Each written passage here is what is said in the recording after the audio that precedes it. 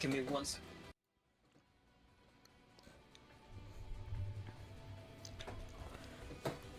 Okay, guys. This isn't sus. Luca's just going to get juice, I swear. Let me move.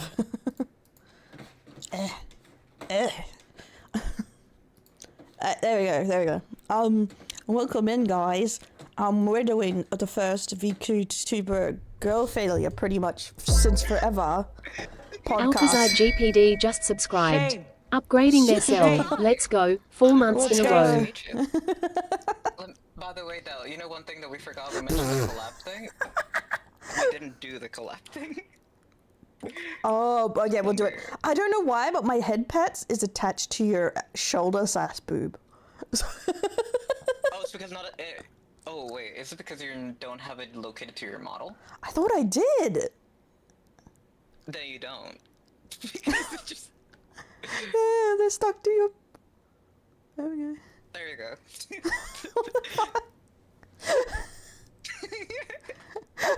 Why did you move it to your boob? What? What, Luca? I sent you the link to the collab thing. Okay. Oh, I was muted on my end. I'm dying. I was muted on my end. Why did she shrink me? I didn't shrink you. Why you always I shrink myself. Yeah, why you always accusing me of stuff? Crazy. I don't know, it's always your fault somehow.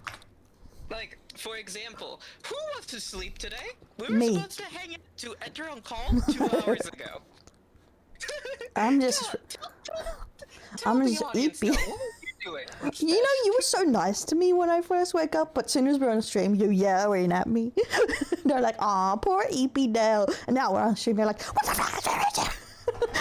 Yeah, she deserves it. Chat, she was postponing a fix for her VTube studio for months at this point. We did it in like 5 minutes. Yet she never had time for it. She never had time for it. What? Literally did it in 5 minutes. All she had to do was install a program, click 3 buttons, boom, done. Hi, Kane. Welcome in. Thanks for follow.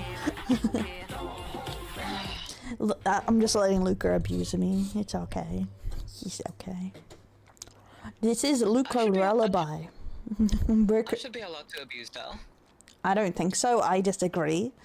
Like, You agree that abuse should be allowed for Del? I'm glad you agree. the plunger covers Luca's mouth. As it should be. Oh man. Now shut up.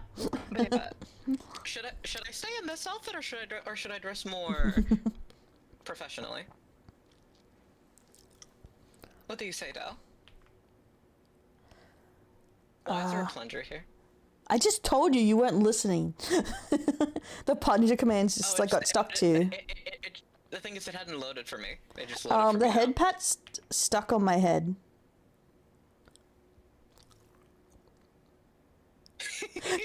Luca, get it off. Get it off. You know I don't know how to fix it. Oh, there we go. That's fine. Yeah, I think once it's pinned to your model, only you can move it.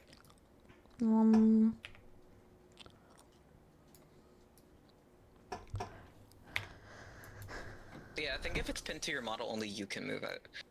The headphones are there on me.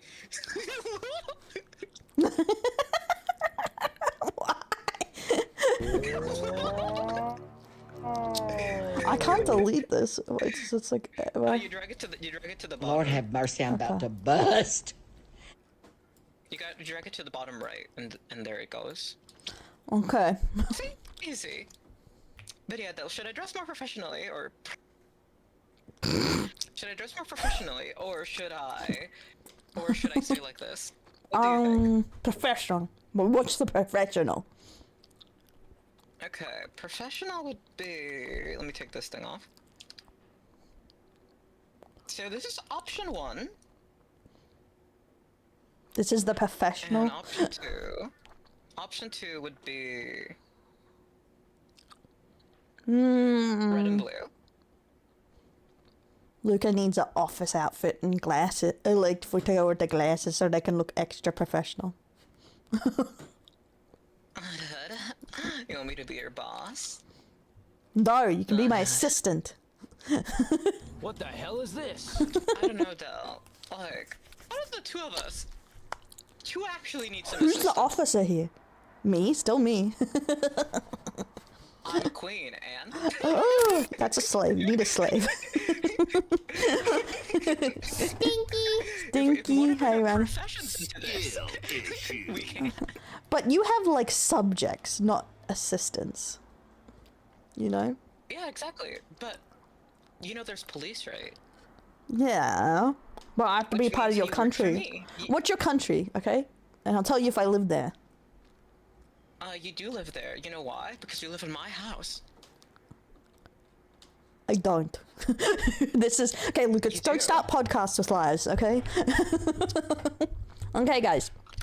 Office... Make a note of this. Yes, exactly. Stop kissing them. They don't deserve it. Okay, we're doing a case, Luca. This is case files, okay? Let me really quickly... Luca is my granny. Yeah, she ancient. Grandma Luca. Okay, once Luca assumes position, we'll start by saying the podcast title. You can tell by the title of the video. What is it going to be about today? This is suggested by Luca. So, the rare case that Luca looked up what they wanted to talk about for the podcast and then just go, Del, what are we doing today? See, I'm not the only one who fucks up. LMAO. Like, I pretty much just, like, I want to spend time with Belle, but she just never has time. She's always just always a cunt, like, nope. Luca said a nope, bad I word. gotta work. Meanwhile, what is she doing? Nah, she's just on Balatro playing for 3 hours. She's playing Schedule Actually, 1, she's playing Repo. I'm really addicted to Chef RPG right now. I have seen that. Man, I don't know. You were playing that earlier today. Huh? You were playing that earlier today, too. Oh, well, that was last night for me. Still. Yeah, I'm getting a little bored of it, but it's pretty good for open beta, so I'm enjoying it. But I did pick up some games on sale to play with stream once I get all my crap done and post all these items. And when are your playing rivals with me? In hell, Roga, in hell. I don't know. Hey, so said welcome. when, Okay, not- you have to be more not flexible, where okay? now. You have to be more flexible. Okay, I can be very flexible. As in with your time and what we're doing. Not just, I don't know. My time Breaking is your super back. flexible. The one with the time issues is you, woman. Yeah, but I want to do what I want to do when I want to do it, because I'm a brat. Del being like, you gotta be more flexible with your time. Meanwhile, Luca literally bending backwards to make time for Del. Nah, the last 2 weeks is because I've been so tired, so I haven't been doing anything. Even my updates on my YouTubes have been crap. Damn, Del. Sounds like a skill issue. It really is. It's a huge skill issue. Meanwhile, Luca, 7 ASMRs a week, 2 Blue Twitch streams, Marvel Rivals almost every day. She just stays winning. I'm so sorry I'm disabled, Luca. I'm sorry. Del, you should have been born better, honestly.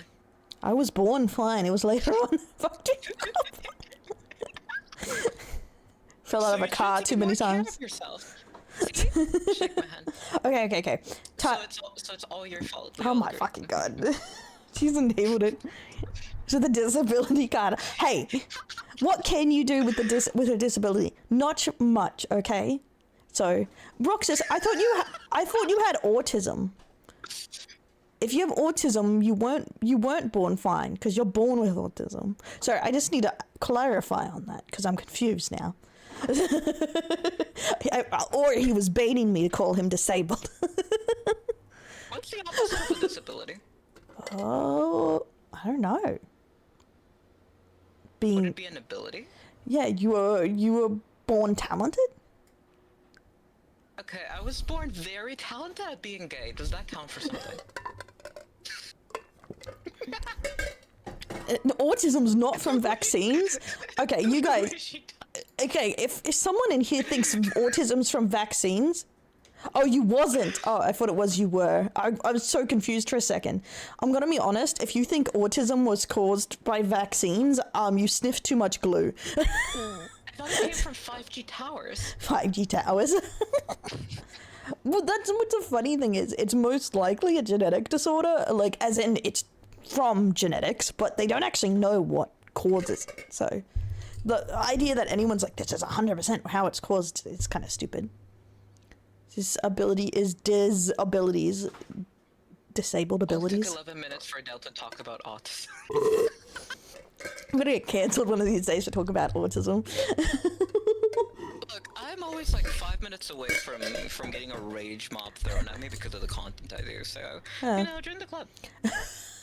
They'll probably just say, I can't believe she's trying to get taken seriously, which I am not, and she hangs out with that Fansly girl. Luca, you're one of the reasons I'm not a serious person. Not just a fancy girl, like, You are I'm so gonna not say serious. But there are a ton of people that, like, are controversial that randomly comment on my stuff or, like, you know, I'd believe it. etc. And I'm just like, I'm 5 minutes away from the wrong person seeing my content and me just being flamed in every way. Why would you want to cancel me, Roxas? I thought we were bros. That the study that they base that on has been long since redacted. Yes, and it wasn't the dude who did it like got in trouble because he was like grifting. Talking about grifting, like no one grifts like medical people. Like We should talk, and that gets us to our topic for today's podcast. Totally planned segue. Yeah. What do VTubers do to grow?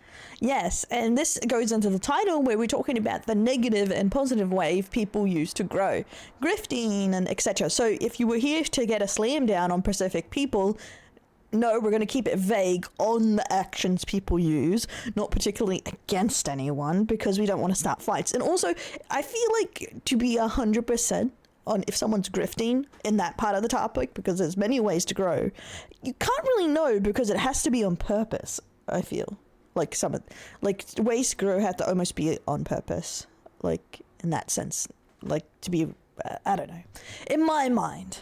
Like they what's the word I'm looking for? They very deliberately go out of their way to make that type of content or. Yeah, and the grift is when you don't believe in the content, but you do it just for the growth. So it's not automatically one way to grift. Yeah, like grifting is basically switching your opinions on a dime just to fit a belief or a narrative. Yeah, drama farming is a way of, I would say, negatively growing too. So that's like where you just farm drama. Like,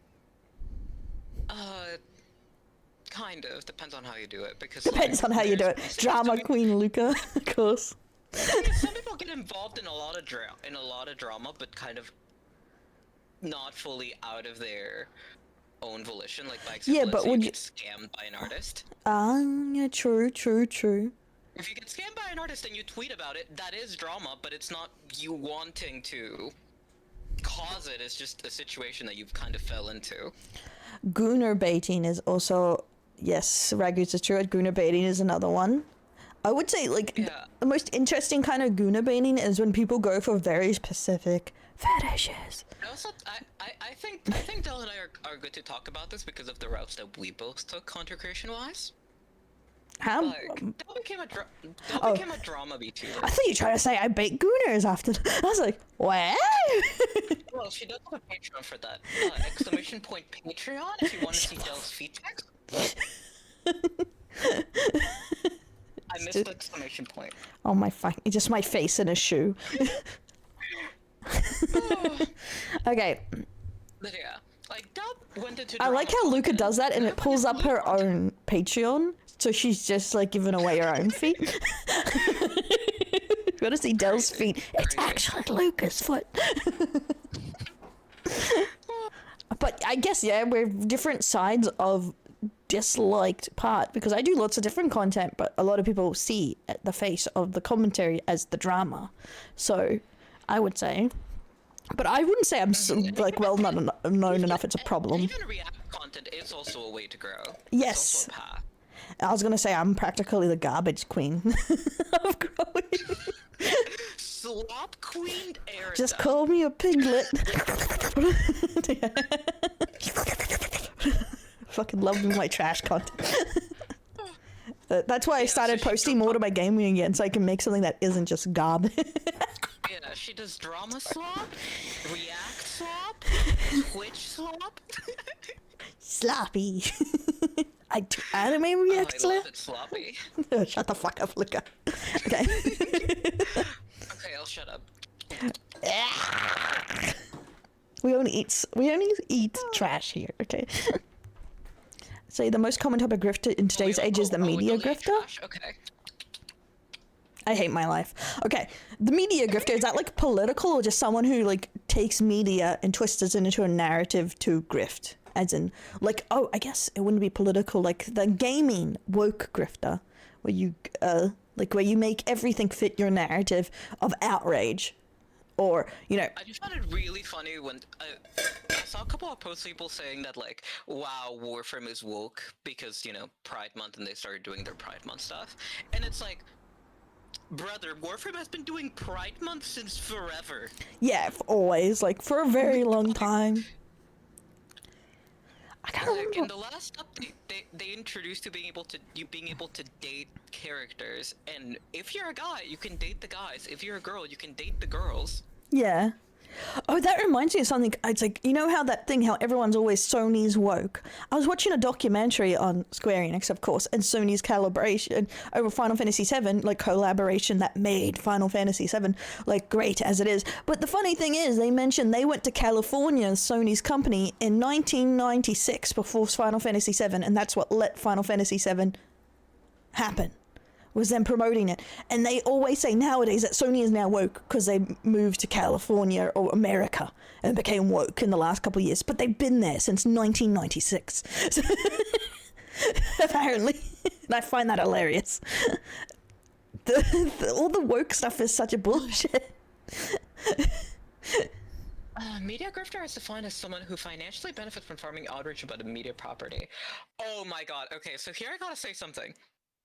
This about Rivals. Ultron came out, right? And he had, like, one thing that got buffed after his early release.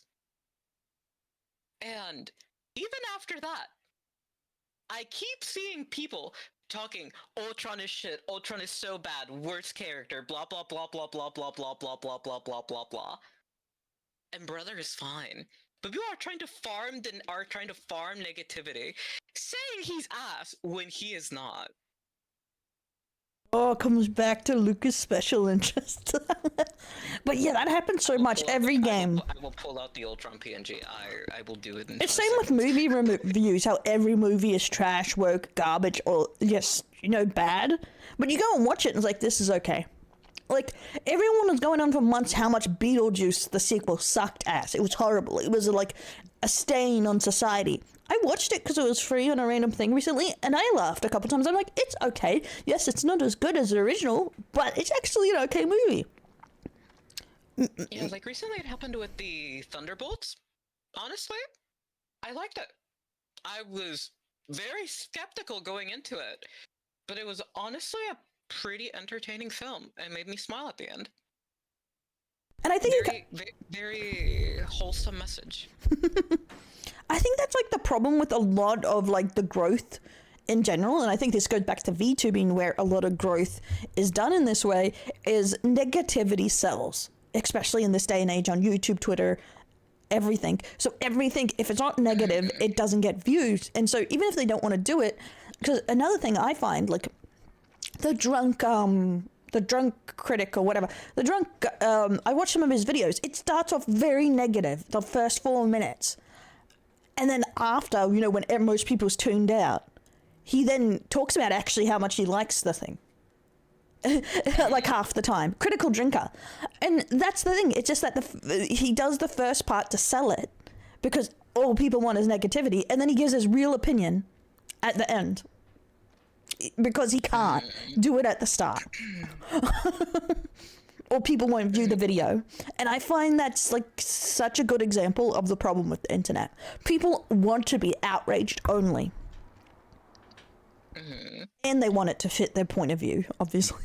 Like, and also a lot of people even take comedy. Like, by example, I think there's 2 channels that review like movies and series, CinemaSins and Alex Myers, and they both like make fun of stuff. And like a lot of people take them seriously when they're clearly not being serious. who? 2 channels on YouTube that review like movies and like shows, and they do it more in like a satirical, like just meme sort of way. Like, one of them does animations, and the other one just criticizes random shit in movies, like there wasn't a pole dance on this scene or whatever. And people take it seriously. Yeah, people do that a lot. Like, if that's a viewer, I guess, problem, I guess. But yeah, it almost pushes you to be serious. Like, people don't like comedy as much. They're basically doing content that, you know, thrives off that negative mindset. But they're doing it more for the fun of it. They both still take it seriously, so it's very difficult to like find a good balance in it, even if you're trying to be like fun about it per se. Yeah, I can understand that. I don't watch them actively, but I do know of them. And I think like a lot of the way the internet's growing, because like YouTube pushes negative, everything pushes negative, and it's been that way for a long time. Affects especially new people how they grow, because there is a difference between how bigger creators grow and smaller creators grow. Because realistically, you have more options when you're bigger, like on the routes to go. I saw a post, and I did reply to it because I didn't want to, you know, be mean, but Doubt. it was a person essentially talking about how they I grow slowly because I just play games. I don't do ASMR. I don't do drama. I don't do this or that. And I'm like, I don't want to be mean to you, but at the same time, like, I don't think you should blame your slow growth on that, because to grow as a content creator, you need to have a lot of stuff. Like, having a niche definitely helps, but you need to be very entertaining too. Yeah, I feel like you can get so far with a niche depending how big the niche is. But most of the time when I see people say they don't grow, it's because they don't really make any content outside of Twitch, or they don't improve their content per se. It has a luck factor, but I'm not gonna lie to you. If someone is a good entertainer, they grow. It's like increasing your luck points for me. Like, the more you do, the more you add to the luck or the chance of people finding your content. You know? Oh yeah, but like to give idea, like, I'm just gonna pull up my own analytics for Twitch for an example. Took 32 minutes before Luca brought up analytics. I'm turned into Rangoose now. Like, for example, on my last stream, let's see. I can't. I can talk about consistency, but I can't say it's something I do. I'm not a giant hypocrite. Different people that came into my stream. 430. Like, if I was very entertaining, a big percentage of that 430 would have stayed. Or a bigger percentage of that would have stayed. But no, because I'm not that great of a streamer. I'm just not. I need to improve. And to be fair, I feel like you're kind of good. Like, I feel like you're good at entertaining what you do, but some people find your style of entertainment abrasive. Like, I wouldn't call myself bad either. I'm like, okay, I'm a small creator. it's just mainly like, So, it's kind of like, are you, okay, what's the word for growth? Is your style of entertainment have wide appeal? Because that's important too for how much people stay. Does it have a wide appeal? Because like Luca makes a lot of jokes and they're very aggressive because they find them entertaining too, but some people don't like it. But some people love it. So they get very dedicated people who stay and enjoy that kind of content. It's the same with, you may get a lot of people who stay who like sus stuff, but people who don't like sus stuff leaves, you know what I mean? It's like in a similar boat of how much appeal does the way you do things yeah, you need to have. The thing is, like, I'm in my niche and I appeal to people inside that niche, but even still, I need to become better as an entertainer to like grow within that niche. I think Luca needs to learn how to control themselves sometimes. I do control myself significantly. How many times? Okay, Luca, every time we do this podcast, I say one word you can't say, and it takes less than 10 minutes for you to say it in the VOD. What's that one word? That's bad memory. Bullshit. You were a primarily YouTuber. You should know this. That used to be. God damn it. I haven't said it again, have I? I could fight them. Yeah, that's the thing. So this is like a discussion about tactics and VTuber, but also how the VTuber growth, because a lot of people complain at the moment that VTubing has gotten toxic. And I find that an interesting topic to talk about because VTubing was a small community and it wasn't small even when I joined, but and it's gotten bigger and bigger. So I feel like growth, talking about how VTubers grow, because that's going to shape the people in the community and how fun it is, I guess. Because realistically, sometimes how a community grows can kill it too. Because like look at DeviantArt and a lot of art communities, like they died because their primary communities died, so they're all scattered to the wind. It also matters a lot to the people and platforms in power. Like, for example, since we're mentioning DeviantArt, YouTube. Like, I feel there was a huge increase in lewd content creators because a lot of people went through what I went through. Their channel got deleted, and it's like, if you're a content creator for a living, and your main source of income just went by, it's like, okay, what do I do? I have two choices. Start from scratch, or move to something else.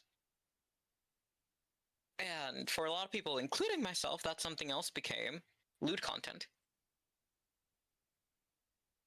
Yeah, it kicked you in the butt to do something you were like unsure about because you kind of had to. And luckily you... Oh, pardon me. You turned out you enjoyed it, like you found part of it fun, but like not everyone's that lucky.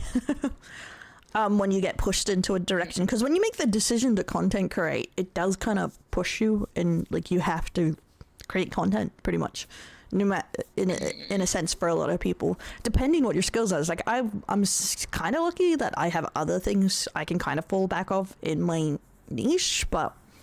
Like a family. Shut up. But I do agree that VTubing is more a genre than a community, and that's some of the growing pains it's feeling too with this growth, because as you can see with the kind of growth VTubers make, they're not just going in the VTuber sphere anymore. They're trying to appeal to a wide audience, not just VTuber fans, because it's a genre now. Yeah, like lewd content creators, for example, in April on Blue Twitch, there was a like top 500 creators on the website thing, and it was VTubers competing with like regular, with regular content creators. Real people, bodies. Sorry. Yeah, real people. And like VTubers won all three first places. But like some of them do a combination of, well, I think actually all three of them. One of them I'm not 100% sure on, but I know 2 of them do a combination of IRL and VTuber stuff, and they won first and second place. And then the third person, who is almost mainly VTuber, won third. Yeah, the growth of VTuber stuff, which I'm not surprised after you look at like some of the porn genres. Like, I'm not surprised at that at all next to anime waifus. But that brings into another kind of growth that a lot of people don't particularly say positive or negative: lonely man appeal.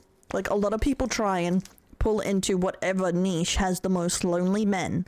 No matter, no offense, my homies. I'm not saying you're lonely. I'm just saying what happens. But they may not enjoy it. But they go into these, like some very known, like Forever Alone gangs are lolicons. Yes, a bad word. But, and, oh God, it used to be gamers, but they're not Forever Alone enough.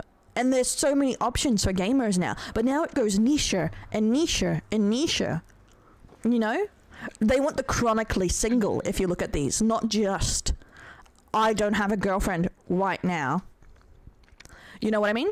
Like, they want people that are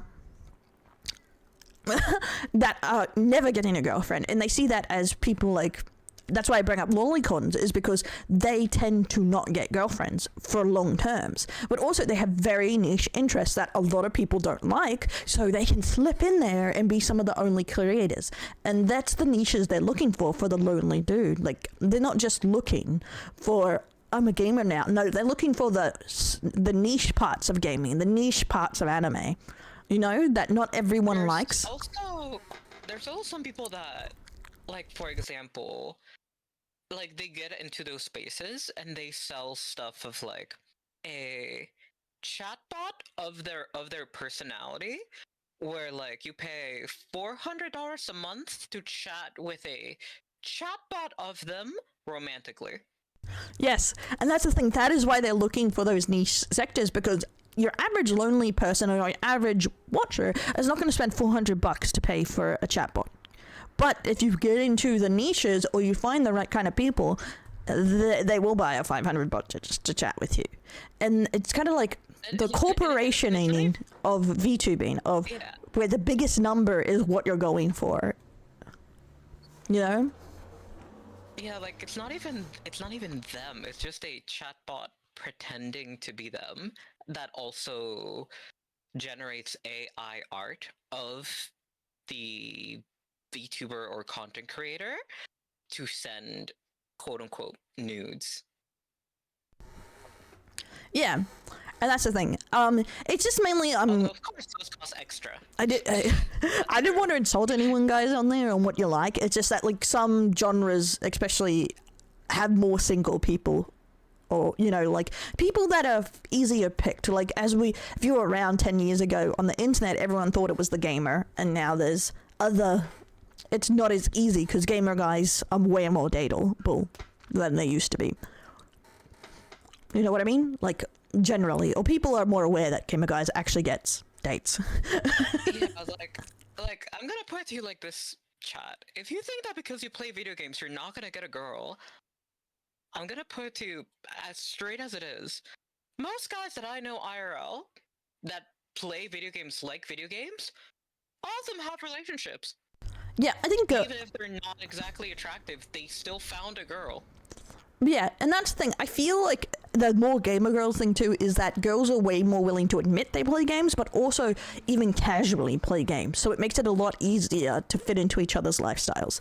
Because, like, I've been playing games for a very long time since I was young, and a lot of people have, but back in the day, if you were a girl, people was like, you're not a real gamer. You shouldn't game. Girls shouldn't game, etc., etc., etc., even as a child. So you got less gamer girls. But now there's more that is acceptable. You know? So a lot of people are more willing to meet it. It's a skill issue, but it's a social issue. I feel like a big reason most people don't get dates is either, okay, obviously there's the repulsive types, the kind of people that literally come off like a serial killer.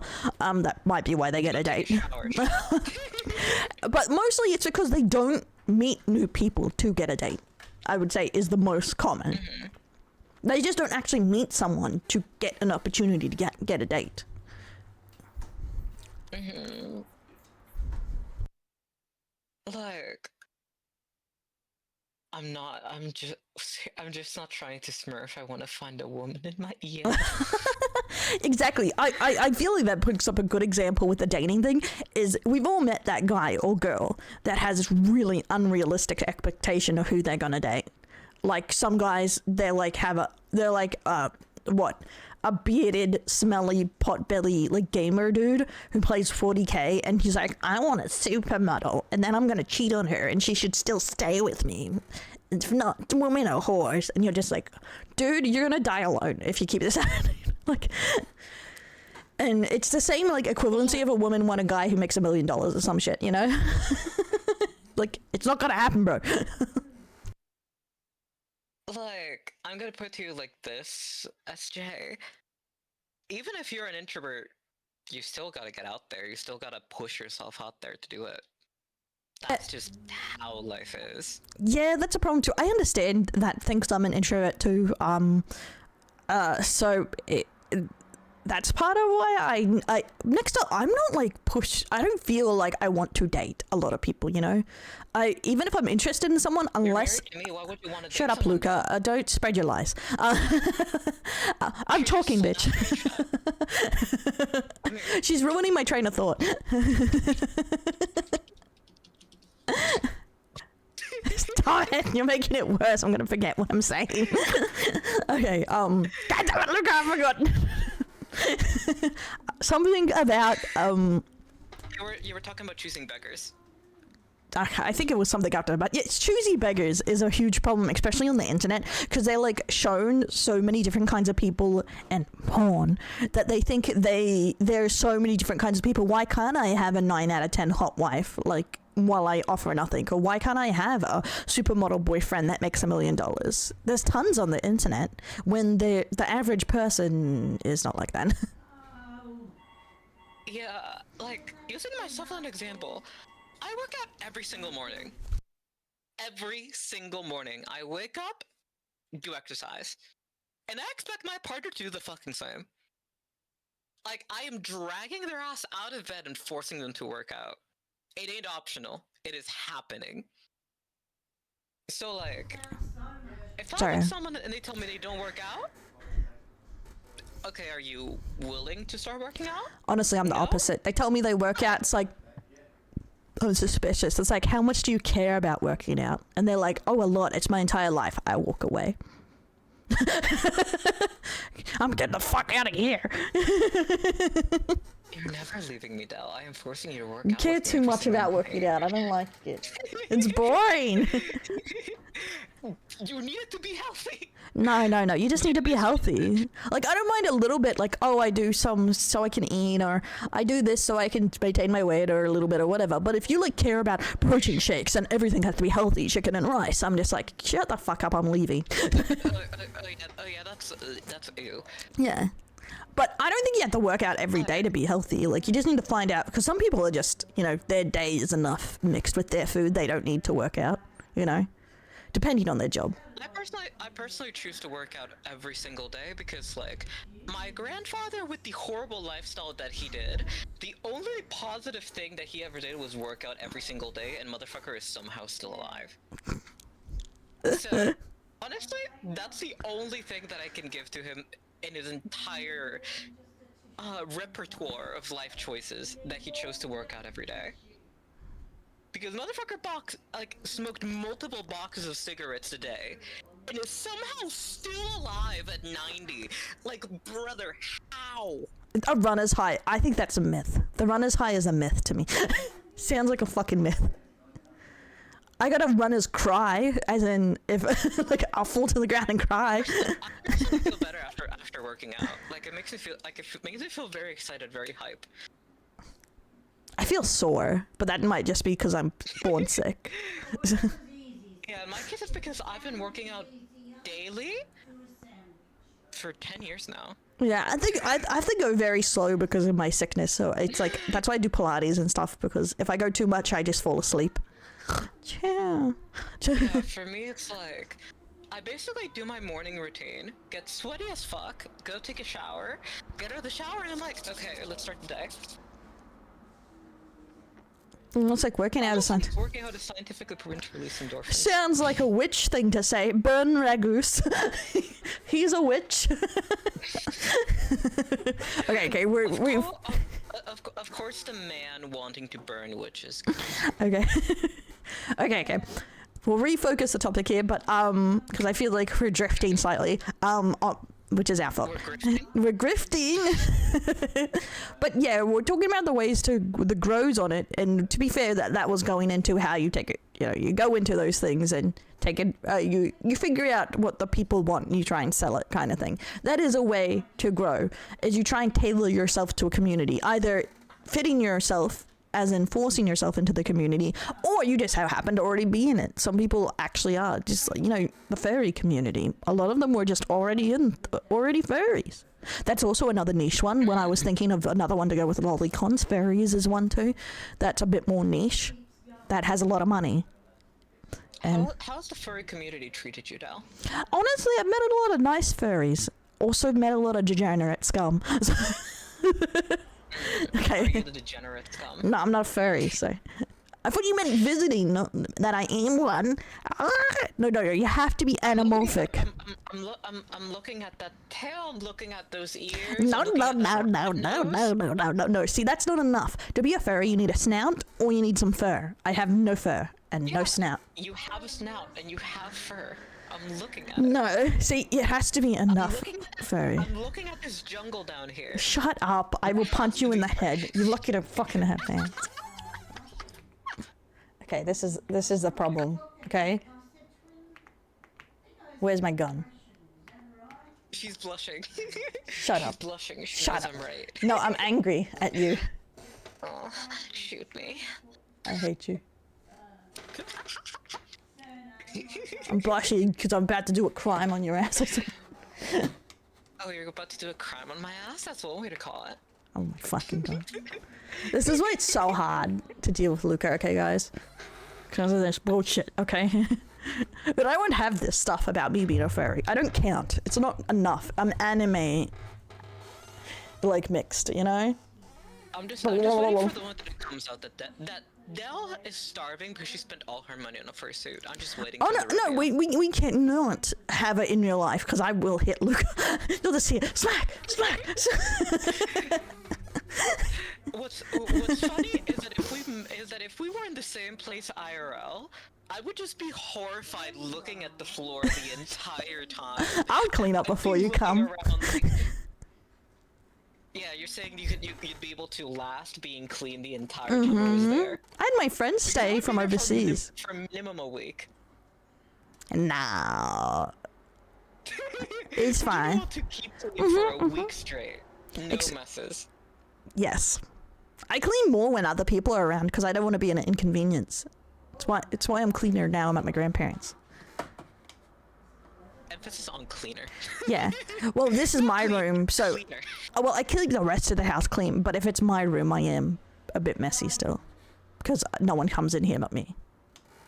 You know? With handcraft for her fur suit. I would be delusional. You have no boyfriend. I do have that problem where... Huh? I'm just like, while we told me you have no boyfriend, I'm the only one that comes into my room. Crazy.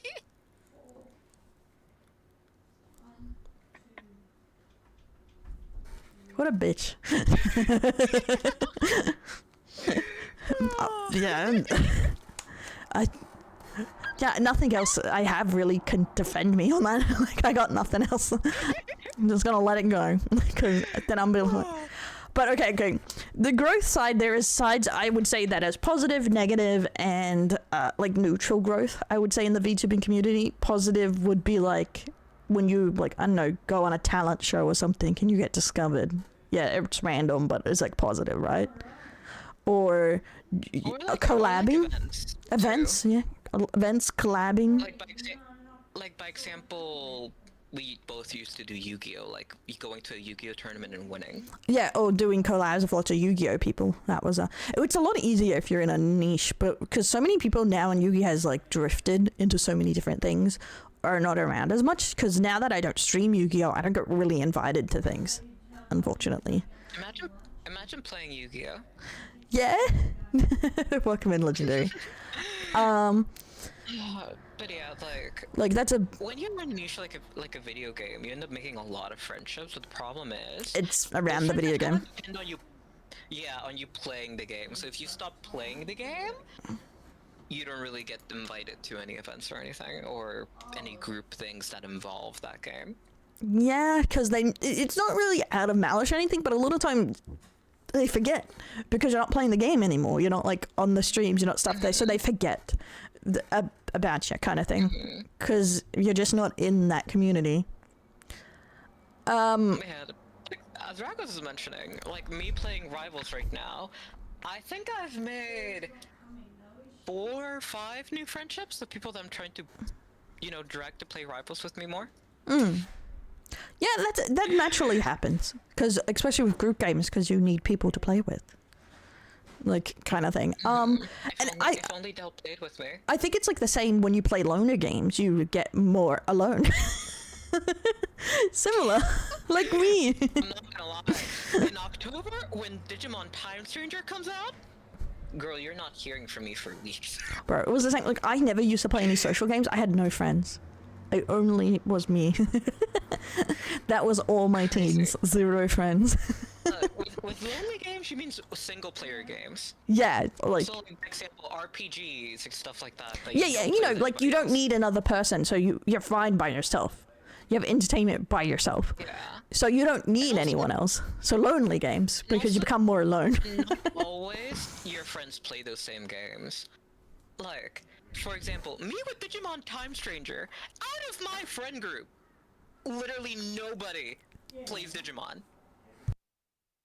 So I'm just here talking about Time Stranger to everybody, and you're just like, I have no clue what you just said, but I wouldn't say picking a genre niche is a way to grow too, a positive way. Like some people go into retro gaming or do playthroughs, etc. Though I would say they can be a humongous time grind and commitment, and that's a different kind of like commitment, and it's a slower growth. But a lot of people do work. It works for them. Also, Ragos. Sadly, Ashy, the moment Pokemon ZA comes out, she might be playing that instead. I know that a lot of people, the few people that are going to be playing the new Digimon game, a good amount of them, Pokemon comes out, whoop, out the window Digimon. I am not playing the new Pokemon that can suck a dick. Like I was so mad about Scarlet. It was so eh. Oh man. Yeah, and I'm not buying a Switch 2. Buy a Switch 2, come on. No. It took me for like 4 years after release to get a Switch 1, and I don't use it half the time.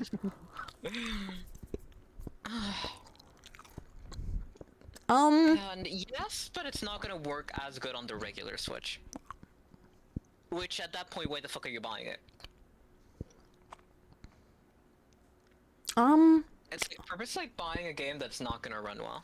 I would say raids, giveaways, like on Twitter or other platforms, is positive growth. And I would just say doing lots of content is a way to positively grow on different platforms. Like by example, singing, doing art, even editing. Editing is a good skill to have because the sheer amount of stuff you have to do paying for it, you'd need, well, I guess a way to get positive growth is to have money too. Damn, I wish. Del, where's my 6K? Why would I give you 6K? You owe me 6K. I owe you $40. You owe me 6K. I owe you $40. We've been over this. 48. 48? That went to 60. That went to 60. God damn it. Shake my hand. And that's the thing. So I feel like a lot of people that can grow naturally are people like Vtuber riggers or modelers. They can grow into an okay streaming career because they have this big skill that they advertise off, and they make a lot of connections by selling stuff. So that's interesting. A lot of artists grow quite naturally over time. It's not quick, but it's a natural positive growth usually, unless you get in drama about your art. Wow. Yeah, like my artist has been growing at a pretty good pace recently because like of just all the art that she's been posting for commissions, etc. Like I think on average they get 100, 200 likes. That's not bad. I would say unless you're doing something evil. Involved in drama. Yeah, drama is probably most of the time negative, I would say, depending. Like, Imagine making it a living with drama content. Imagine. I like to call it commentary. But I don't make a living. I make most of my money on my React slop. I only post commentary or drama videos if I find it interesting. So, and when I'm tired, I don't find anything interesting. I've skipped out on so many videos. Like, I've only posted like 3 videos like in the past month on the commentary channel. And one was just to help raise money for that girl who was in an arranged marriage, so. What's funny is that I'm not gonna lie. Like, React content, since we're on topic of this, is one of those gray areas when it comes to content, because a lot of people see it negatively and a lot of people see it positively. So it's one of those like little gray areas. Yeah, I think it's one of those things where it can be negative or it can be positive, you know? Depending. Like, I feel like if you link back to the people and you help promote the person who does the work, that's at least something, you know? Like, it's very funny how it's that one little area of YouTube that, like, grows you a lot. It, like, grows you a lot. It is extremely profitable. Yeah. The thing is, what I find funny when you actually look at, because I've actually gotten in trouble for reacting to content. Like, there's like, you talk too much about the content. Just watch it. And I'm like, bro. Then I'm just scamming it. So I try and make sure to leave my comments for every minute and a half sometimes, like, so I'm not commenting too much and pausing, but still there's like a balancing act you have to do with it too. Arendelle the Yapper. I say that and she keeps quiet. Crazy. But yeah, I was moving in my Dell chair. Moving in your chair, that ass too big for the chair? Yeah. Breaking it apart? Yeah. No, it's because it's a rocking chair, so I have to situate myself, or my camera will freak the hell out. Excuse me? A rocking chair? So yeah, so I can rock back and forwards. It's like, it's a computer chair that's literally made so you can rock on it. I actually heard it. They would make noise. Yeah, I need to redo the screws, but most ADHD thing ever. Jesus. it's because I broke like 3 chairs in my streaming career from rocking on them, so I literally got this one for that reason, because it's less likely to break. That's crazy. That's crazy. I've only ever had 2 chairs. One of them, which was old and cheap, that cost me like, I think, 50 Canadians, which lasted me for a good while. But it was cheap as fuck, and it broke on me twice. And then this one that I'm currently using. Yeah, I stopped getting gaming chairs because I kept getting my back caning from them. It's like, yeah, this one orthopedic chair. I think that's what it's called. You tell me how worthless I am. You're worthless, bitch. Could barely be here 5 minutes. Legendary, the worthless Hedgie. Absolutely worthless. Can we mention how this entire time Del has just been pointing a gun at my face like it's nothing? Well, you started behaving, so I didn't want to put it away. Okay, let me really quick fix that. Can you not? Okay. I like how he's like, I can restrain myself. Doesn't. Oh, Del. The reason why I said that is because you see me here, right? But then on Blue Twitch, I am a completely different beast. That's not what I mean by behaving yourself, though. I don't even want to touch what you do on that. I am very restrained because there's where I can be truly unhinged. Yeah, exactly. Don't even think about it.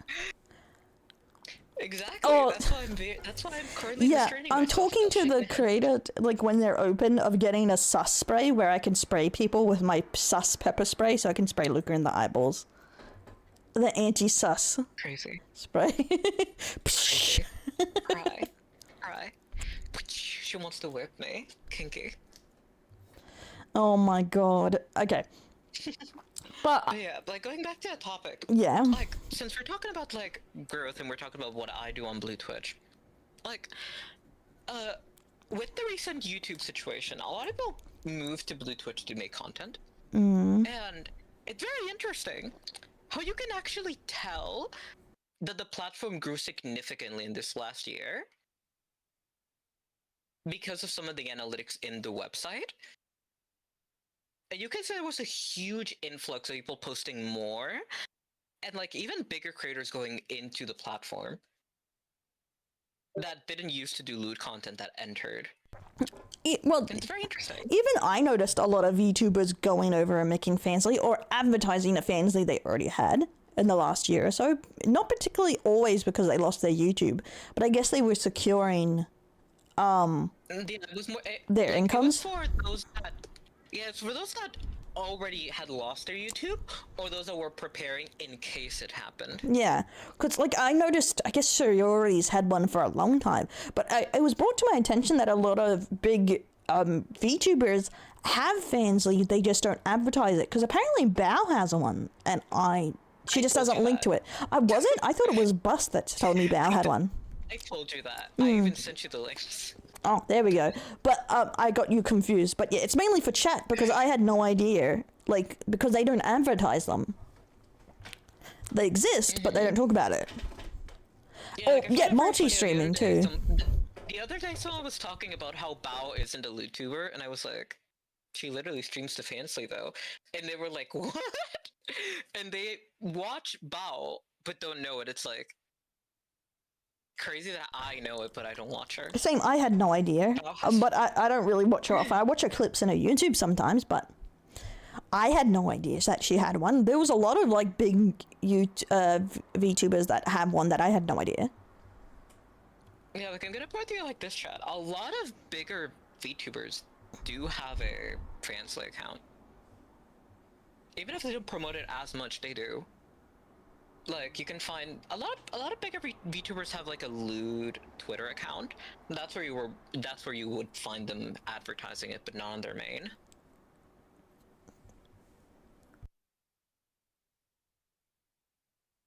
I don't know, a lot of people would their opinion on Fansly content is like mixed again, or using lewd for promotion. Like, a lot of people just see it as another part of the job, but some people really dislike it. Like, oh yeah. Like, I've had some people that just straight up stopped talking to me after I started doing Fansly content. Oh really? Yep, I'm not gonna say names, of course, but like, I saw one person that I used to talk with make a post talking about lewd content creators, and I'm like, okay, so that's why they don't talk to me anymore. Yeah. Like, because I messaged them, right, but I never got a response, and I was like, okay, I guess they don't want to talk to me anymore. That's fine. I never knew why, and then I see them make a Twitter post about how much they dislike lewd content creators, and it's like, okay, that explains it. And like, I've had a few people that, you know, have been more open about it. But yeah, it's something that just some people really do not like lewd content and will just avoid you like the plague because of it. Yeah. Oh, and Roxas, I've actually looked that up, and no, only Twitch bans you if you have banned people on the platform. Like, just because you use a YouTube channel doesn't mean you can't come up on other people's YouTubes. Because bans are not as serious on YouTube. Yeah, Roxas, you've said this like 15 times already, and I've explained it to you multiple times. That's not how it works. Yeah. On Twitch it is, but on YouTube it isn't. I have been getting way weaker. Yeah, I would say, but because I don't know, some people in general, like, I have research about that because it came up when some guy, I think it wasn't Ice Poseidon, but someone else who was banned on YouTube was on someone else's platform, and people were freaking out about it, but YouTube made a statement saying it doesn't automatically get you banned. Yeah, but doesn't make them right. That's the thing. Yeah, at some point you have to decide who's right, you know, what's right. You can't just keep... If you spread around something that could be false, then you're just confusing people, most likely. You have to figure out for yourself what you consider to be correct. And seeing there's no, like, information of people getting banned, it seems likely to be untrue. Yeah, but... And also, me and Luca has a YouTube channel together. that we put these podcasts on. But I'm also not streaming on YouTube right now, so I'm only on Kick and Twitch. So we're cool. So also too. Like, for YouTube, basically, with their ban situation, it's very... You have to do something horrendous for them to chase you down. It's also very complicated because even then, in some cases like that, YouTube just does not give a fuck. Like, for example, this ASMR creator that I know was a friend of mine. She got banned on YouTube, right? Someone downloaded all her videos and started re-uploading them to YouTube in her name. It's not her, and is getting monetized, and YouTube is not banning them, not doing anything. Yeah. And because they got banned, they can't claim the videos as like anything. YouTube's a weird place, honestly. It's like, so someone is just uploading all her content, and she can't do anything about it. But YouTube won't ban her. Well, won't ban the other person who's just re-uploading all her videos and making a fair bit of money off it. Yeah. And it's just like very infuriating. There's like a lot of VTubers where someone re-uploads their thing and they're like, "Oh, that's not me. Can you take it down?" And then their channel gets banned. It's like, where? It's like, no. That's not what I wanted. What the fuck are you doing, YouTube? Like, it's just, ugh. But I've really grown to disdain YouTube. I would say multi-streaming is a form of promoting, but unless you put content on all those platforms, I don't think it does too much. Unless you do it very consistently and you put in a lot of effort. But I would say the only place I've seen new people come in consistently would probably be YouTube so far, and TikTok with multi-streaming. Like, Twitch is... Everyone knows Twitch's discoverability isn't great. And I would say it's okay if you're above 50 viewers or something. But you may get 1 or 2 random people in. But, like, on Kick, there's just not enough... No people over there, kind of thing. And Twitch is on the low side. And... Like, most of my new viewers have been coming from my lewd websites. I'd probably that, yeah. That's where I started to promote myself more, because I didn't really have an option. Yeah. But it had a lot of people starting to come over from there, right? Yeah, and that's the thing. Most of the people that come over to YouTube is from Twitch is from a YouTube, and I get a few new people that drop in, but most of it is from YouTube. And whatnot. But the only places I would actually see people organically from the website is probably sometimes Twitch, TikTok often because people scroll through, but not tons, and probably YouTube because it does promote you around. But yeah, Kick is one of those things. A lot of people are trying to say, "Oh, it's a good place to grow," blah blah blah blah. But unless it doesn't pay off, unless Kick does well as a platform, so it's like you have to choose to invest or not, because realistically, there's just not enough people that watch on Twitch. Kick. Yeah, and they also burn their reputation pretty early, and yeah, that's just never going away. Oh yeah, TikTok could inflate their numbers for sure, but I would say that the main thing is you get people chatting. I'm basing this on people who come in and chat and say something, and they're a new person. And I would say TikTok, at least you get some people coming in. Obviously, a lot of them are like young or brain rotters. I'm not saying that quality watchers, but you get new people seeing your stuff, I guess. Skibbity, skibbity, No, Luca. hawk to a hawk. Skibbity, do more skibbity, boom. Edging and gooning in Ohio Square. Sexy backshot air. Why? Wasn't it bad enough I had? Wasn't it bad enough I had to edit that? By the way, chat, when she opened up her commissions for, like, editing or whatever, editing clips, like $5 brain rot edit or something like that, I instantly gave her money, took her V card and made her edit. Yeah, it's because sometimes I just feel like editing some clips or someone who isn't me, so I open it there. But like literally, the only person who's taken advantage of it is Luca. I'm so sad. I did them dirt cheap, so people would just give me clips, and still. Sad face. Yeah, I think it's because people don't realize it or don't see that you do that? Yeah, it's because I don't want to link it anywhere. Because it's weird. I feel like it's weird to connect to my commentary stuff. Like, She's like, I don't want to link it anywhere. Nobody's used it. yeah, but I don't want chat to like, oh, now time to tell something cursed. Like, you know what I mean? I want Okay, actual like, VTubers. like, no, imagine if someone sent you something. Like, how could they do something cursed like stripping mid-recording? Imagine.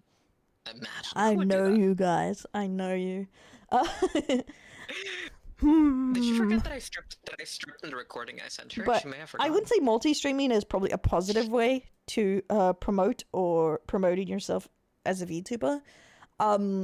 But I would say they're pretty generally known, most of the positive ways to promote. Can you think of any that are positive? That Positive, we already kind of mentioned it before, but Or we didn't neutral. go further into it. Collabing.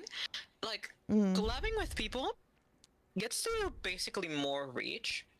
don't make me fight you, But Roxas. there are a couple of things that you need to keep in mind. Like, recently with Twitch's new features for collabing, your numbers get merged. So basically, like, Lucy's it gonna drop some says, knowledge like, on this. Because I have like, no how many friends. people are watching this stream, how many people are watching this stream, and it merges them together, which gives you a bigger reach. But, there are some people that go in it with the mentality of stealing away someone else's viewers. Which kind of Which happened with realistically, collabing always. There's some people who do that. Yeah. But, like, realistically, that's not gonna work. Like, maybe one or two people are gonna go watch you, yeah. But in the end of the day, it's not like you can go into someone else's stream and steal away their audience. That's not how it works. Yeah.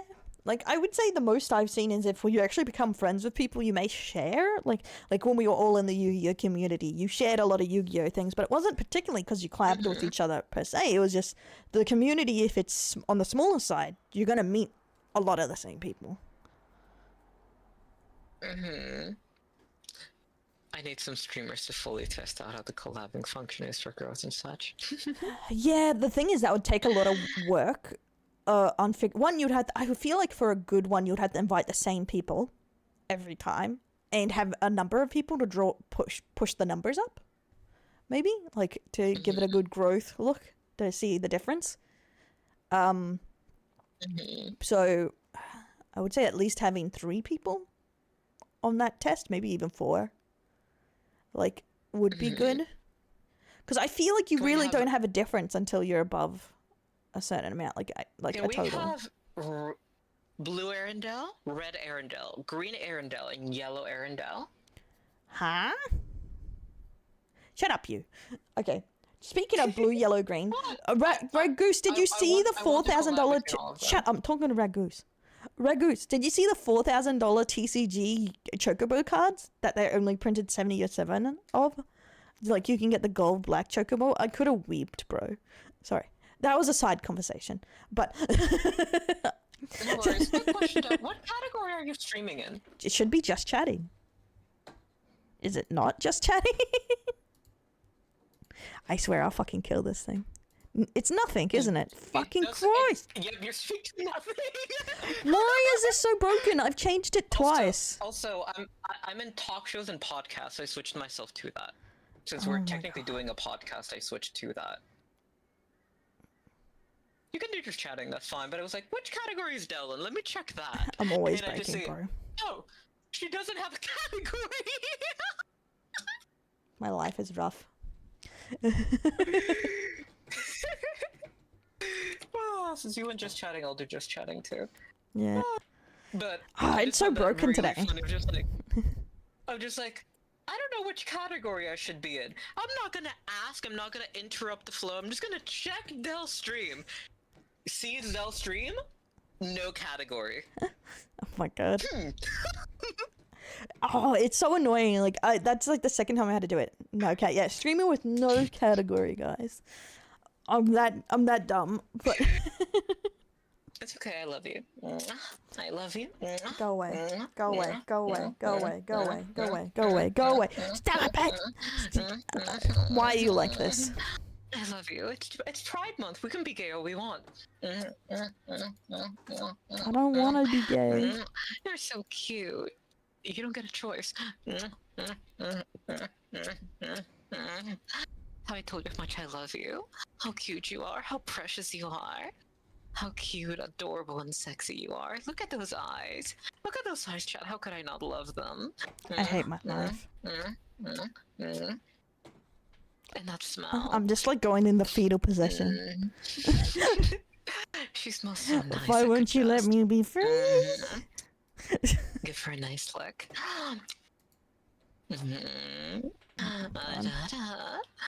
You haven't taken a shower since you woke up, though. Oh wait, we're doing a podcast. I don't care. Shut up. Shut up. You taste like fresh bunny. What's anti-woke? What was anti-woke, did I say? I don't want to be gay. Yeah, that you don't want to be gay, which you don't get a choice in the matter. Remember, it's because it's gay doesn't make it sexual assault. Not sexual assault. Exactly, Tati. Thank you. Thank you. Someone on my side. Finally. No, we're married, and you signed a form. No, I didn't. That says consent form at the top, meaning I can kiss you whenever I want. I never signed that. And no matter how married you are, that's not legal. It says it says right here at the bottom, I will pretend that I never signed this document and act like I don't know what it is or that it's illegal. That's not. Well, that's not a legal thing you can hold up in court. So. It says, I will pretend that I will take this to court, but I never will because I love my wife Luca from the bottom of my heart. See, that's out of character. We tricked Ellen into signing a marriage. Shut the fuck up! I'm gonna punch myself in the face. See, For April Fools, I want us to switch models, but bitch didn't do it. I did. That's because I did my April Fools before you, and you weren't even awake yet. You could have done it with me again, regardless. Shake my Oh head. my If she fucking loved God. me, she would have done it. Okay, if I didn't want to go to the hassle of getting the divorce, I would go to that actual VTuber pastor who wants to marry people. But like, I already did that. I already went to them and I already got us married. you can't. You have to consent, Luca, and I didn't. So You did consent. no, stop You were lying. drunk, I'm but sick you of the did lies. You literally consented. No, I didn't. Ask Carissa. I wasn't there, so Ask Carissa right. I can ask Carissa right now, and she will tell you they were right there, and you consented. I don't even know who Arissa is. Wow. Evidence that she doesn't love Miwa as much as I do and doesn't pay attention to her gen mates. Crazy. Oh, is that the new Carissa's one? from Glitchtars, and she's the one that did the pastor thing. Oh, She's Maple's gen mate. oh, Maples. Fuck. Now I don't know. I'm lost. Too many people in Glitch Stars now. She works with Miwa, and it's Maple's gen mate. That doesn't help me. I shake my head. She's a rat. She's pink. That sounds familiar. Yeah, I think I remember that from the animated video, Crazy. but I don't see them around Crazy. stuff. Crazy. It's like on Twitter and stuff, which means they're not in trouble, which is a positive, guys. Wow. Dell not supporting her father. Crazy. My father, I follow them and stuff. I just haven't been active lately. Very active. 9-9. Dell, be more active. Okay, Be less sick. so- Come on. Stop. We're trying to focus here. So for the next part, negative ways to grow. Seeing we've done positive and neutral. I'm gonna get a drink though. Okay. In the meantime, I'm gonna just explain to chat what we mean with bad. Basically, what we mean with bad are ones that are just with fully the intention of like having a negative effect on someone or on the audience. Like, you just want to be vitriolic. Like, your objective is just to what's the word I'm looking for? What's the phrase exactly? Bad attention is still attention, something like that. Do you know what I mean? Like, the type of people that know they're doing something wrong, yet they still do it because it'll get them clicks, it'll get them views, it'll get them money. Those are the ones that we're going to be talking about. All publicity is good publicity. Thank you. Being a troll, kind of.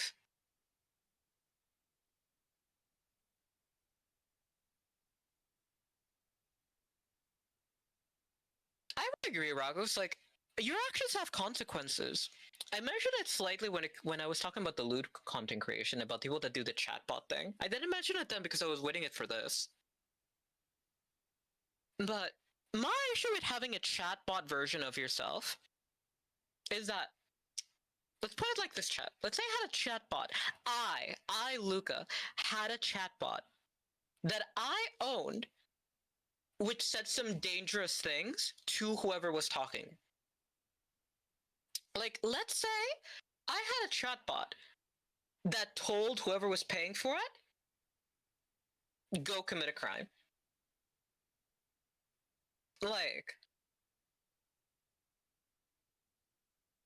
it's called Prince. He's not a chatbot, though.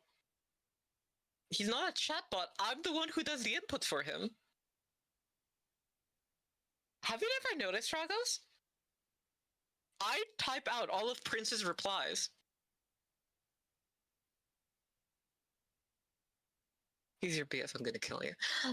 Anyway, if I had a chatbot that I, sold access to, and it's my chatbot, and the bot told you to do something very bad or something dangerous, that would be my responsibility. And I feel that's just playing a very risky game. Because, like, all it takes is one person. Like, either being obsessed with the chatbot, thinking it's you, and being like, no, you love me, the chatbot told me that you love me, and trying to stalk you, etc., or find you, or do something bad in your name. Like, we know for a fact that if that happens, whoever does that is going to claim, oh no, it's my fault, it's the chatbot. But who's the owner of the chatbot? Who is the one that's getting the money from having this chatbot out there? And it's like, it just seems very, as Rago said, something where you're not thinking of the potential consequences of it. Like, sure, if you want to make your money, sure, whatever.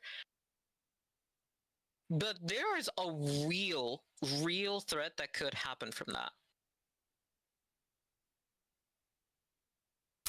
So it's something that I just...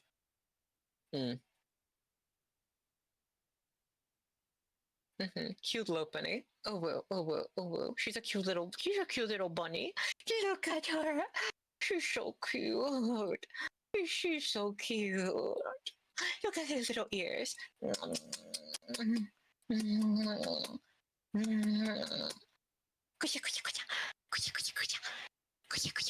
She's so cute. Look at her.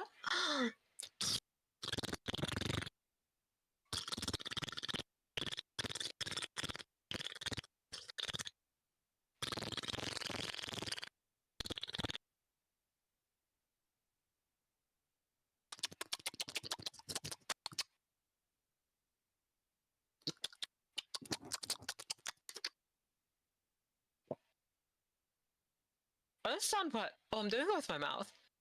Like...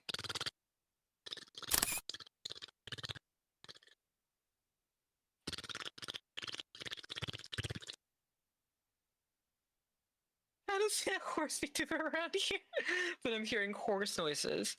Is that a horse? Let me see. Oh my, she might be a horse. I mean... Let me get a double check. Okay. After checking it 3 times... I think she may be a horse. I mean...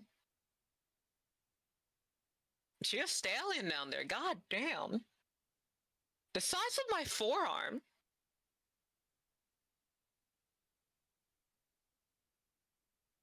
Luca is a worse? Shake my head, Blitz. You're telling me that I'm worse? That's okay, Blitz. Come on, pull out the credit card.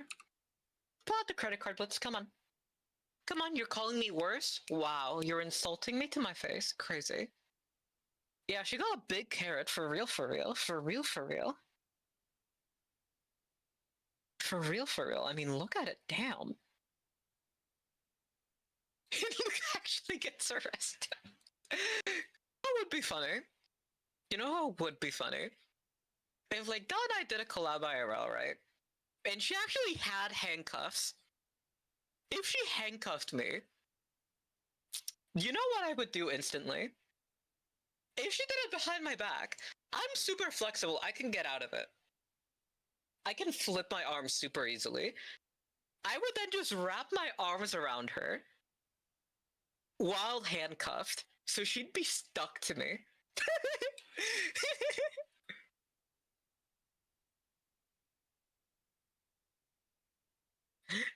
Like, she would not be able to get away from me. Fuzzy handcuffs, maybe. Maybe. Fuzzy handcuffs made out of actual Delpher. And no worries, Splits, no worries, Splits. We'll wait for your next paycheck. Haha, guys, wouldn't it be so funny if Del handcuffed me? Ha ha ha ha ha. Like, oh no, officer, why are you handcuffing me? I'm innocent, I'm pure, I've done nothing wrong. Oh, are you taking me to the police station? Oh my. Oh, thanks for follow Adam and Love Cutie. While I was gone. Luca, stop being sus. What?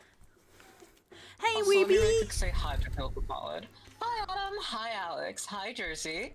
Thank you for the follows, honey potential and your mistress. Hi, hi. Forgot to say hi to you while Del was gone. But hi. That's why I'm always hitting them. Whenever I mod in their chat and I'm over them, I'm always telling Luca, it's like, someone followed, said thank you, you ungrateful slut.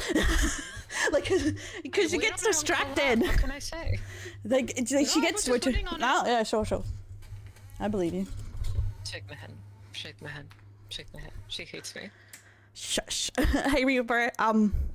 Okay, so, I took a bit because apparently my grandma could hear me yelling too fast. Hemorrhoids? My grandma. My hemorrhoid. Shut the fuck up, you. Specifically, they heard me yelling about making the joke at Roxas about if he believes autism was from vaccines, he smells too much glue. And she was laughing about it, apparently. About me? Nope. I said you were my friend and that's it. But I work with you. Cry. I'm just waiting for the day when Dell's grandma learns about me. Pyro, pop that Docs Lily, or am I already missed it? No, I'm not doing, this is a podcast, so it has a topic day. This is not a case file, whereas I do multiple, like, files. Specifically, we're talking about VTuber growth and grifting and stuff. In general. Go away, Luca. Stop putting blunders on me. So today, it's like podcast has specific topics usually because this is the girl failure. Like we invite a lot of girls on, a lot of VTubers, but the main thing is majority girls come on usually. I do invite guys on. And always with me because she loves me. I'm her wife and the one she's fated to be for the rest of her life. God, I hope not. But no, they're my co-host. I'm ending it all here if that's the case. But so we're talking about like VTuber grifting now because we're going into the negative. So you missed the positive, the part no one cares about. And I already told Chat like a bit of an example as well of one, but I'll repeat it when we get to it. Yeah. And we're going to be talking about grifting. Okay, I'll wait for the freaking RoboNeck dance then. We'll dance. Blitz, difference is, do you think I didn't do the same thing to Dell? She owes me $6 grand. I owe you $48. Blitz, if you want to pay the $6 grand, go ahead, honey. Here you go. Don't hold back. I can't believe this woman. Okay. I've lost my train of thought. For fuck's sake. She doesn't believe in me? Wow, Del, you don't believe in something that's right in front of you, kissing you, smelling you. This is why I lose my train of thought all the time. Okay, so we're going talking about like the negative. Shut up. Okay. Okay, I'll put my mouth to better use.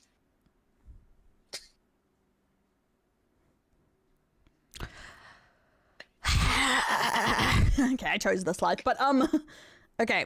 Sorry, I was itching my nose. So, negative ways of growth that we're seeing in VTuber community, specifically grifting or people that are just using... Because grifting is when you don't believe, usually, in what you're doing. Is that how you would describe it? Like, when you take on a point of view. I would describe grifting as trying to use a situation, idea, or belief for your own monetary gain. Yeah, I would say. Because, I can like, get that. Because, like, sometimes you may believe in it. Sometimes. But you're just going out there and just trying to make the most cash you can out of it. Oh, yeah, I would say conspiracy theories is a good one, too. A good, like a more, common example of what grifting would be when you push conspiracy theories to make money or loot.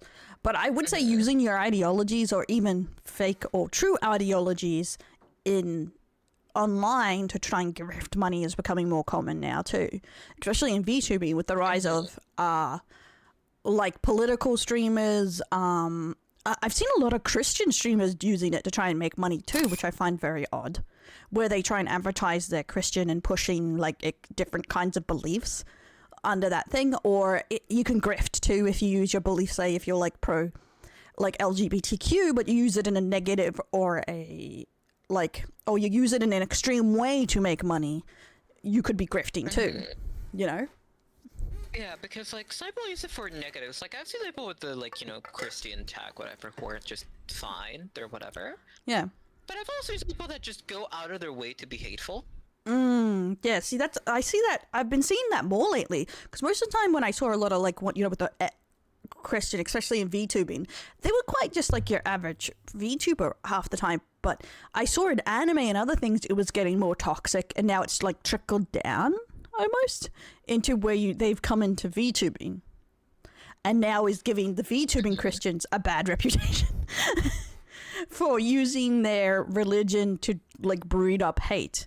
And it's similar like in a lot of them. I suppose the moral of the story is there's no ideology you can't use to be an asshole with, but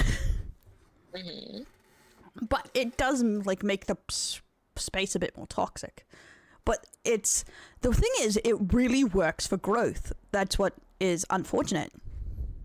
Yes, Rockos, but there's also a thing that some people, like, there's a difference between having an opinion and purposely going out of your way to try and milk that opinion for money. Because it's like, it's kind of like when you see someone who join on every single topic or opinion and they change their opinion with the tide, it comes off more like grifting. But that's why at the beginning I went to these are grifting like behaviors, but you can't automatically assume someone's why they're doing it because we're not in their brain. Like we can make assumptions of their behavior, but realistically we don't know them why they're doing it. You can actually tell if someone cares about something or if they're grifting. It's like if they're mentioning it just because it's trending and then drop it the moment it's not trending. Like, if they actually cared, they would be talking about that shit 24/7. Yeah. Oh, a funny one. That's, I think, a very good difference. Like, not the same case because I don't want to single anyone out. But, like, for example, I'm talking about Digimon 24/7 despite the fact the game doesn't come out. Because I love the game. Some people do that with their beliefs. They talk about their beliefs 24/7. And that's fine. Because that's what they believe in. But some people just talk about a topic because it's trending and will make them money. The moment it stops being trending and will make them any more money, they drop it, which just shows you they never actually give a fuck. Oh, a good example of that is pretty much Pride Month of companies, creators, and VTubers alike always go on about Pride Month every June, except this one, because it's no longer the majority popular to be for Pride Month. So only your actual gay people or companies that are just like, I'm going to do it because I've always done it, continue to do it. But a lot of creators that would just join that would do it didn't do it this year because they never really cared. You know? Yeah, that's a very good example.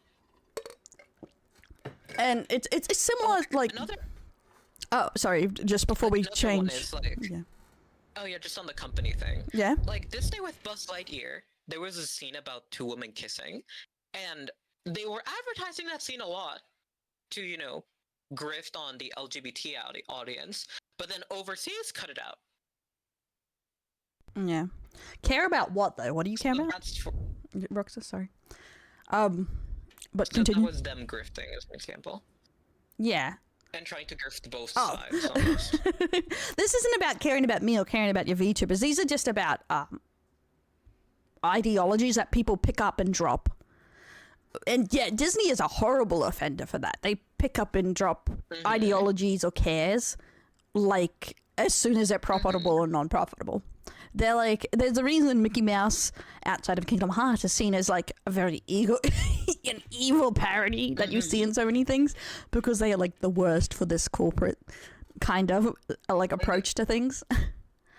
They're all about that dollar.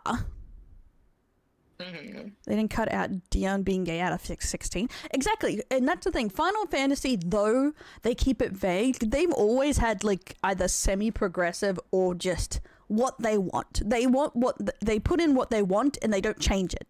You know what I mean? Like because they've had gay people in Final Fantasy before, because not a main character, because there was tons of gays in 7. Because you literally have to go to a drag queen like bodybuilders group to get a wig. And you get in a hot tub with a lot of men. but Square Enix does what they want and they won't change for nobody half the time.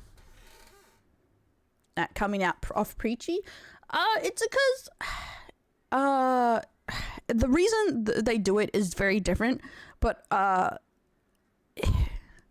I think it's because why it doesn't come off preachy is because you're not used to the culture they do it to, so it doesn't hit in any like home for you too. Because I see a lot of people say some things with gay stuff is preachy. I don't think it's particularly preachy. It's just because it's your culture, so you understand it a lot more. And you think it's preachy towards you because they're hitting inside your culture, which is an American culture. Because as a non-American, I don't see it as much. And it's the same like with Japanese, you wouldn't notice if it's being preachy because that's not your culture. You don't know what waves they're hitting within their culture. You know what I mean? If that makes sense? Like, for an idea, I'm Latina, right? I'm Mexican. And my mother just, like, last year learned what someone who's non-binary is, and she still doesn't even fully understand what trans is. Why is my model freaking And like out? it's 2025 and she barely understands it. And that, Like there's a lot of people who just do not know, especially older people. yeah, exactly. And I give that some leeway for sure. But I'm not saying there is no preachiness. There is definitely some preachy that is so egregious or so bland, and that's it. It's poor writing more than anything. They're not trying to preach to you. When you're actually half the time, it's that they're written so fucking poorly. Like they're so trash, and you're mixing in hating this character with they must be preachy because they're gay. No, they're just written so garbagely. Because it's the same when you think when you get a anime protagonist, and all they think is he's an OP MC. And that's the only thing about his character. Does he turn out a good character? No, he's garbage. And it's the same thing. If all they think is, I want a gay character that can be badass or something, it comes off shit. Like, that's an issue that people don't understand. The issue is nepotism, like fucking always. Like, it's people who don't deserve to be in that position getting that position because of a contact or because they know somebody. Yeah. I would say there are some where they literally like talk down to you, like, but I would say they're rarer. You keep your mouth shut about it. Hey, Ichigo at least got some backstory, you know what I mean? But he did get some bad stuff.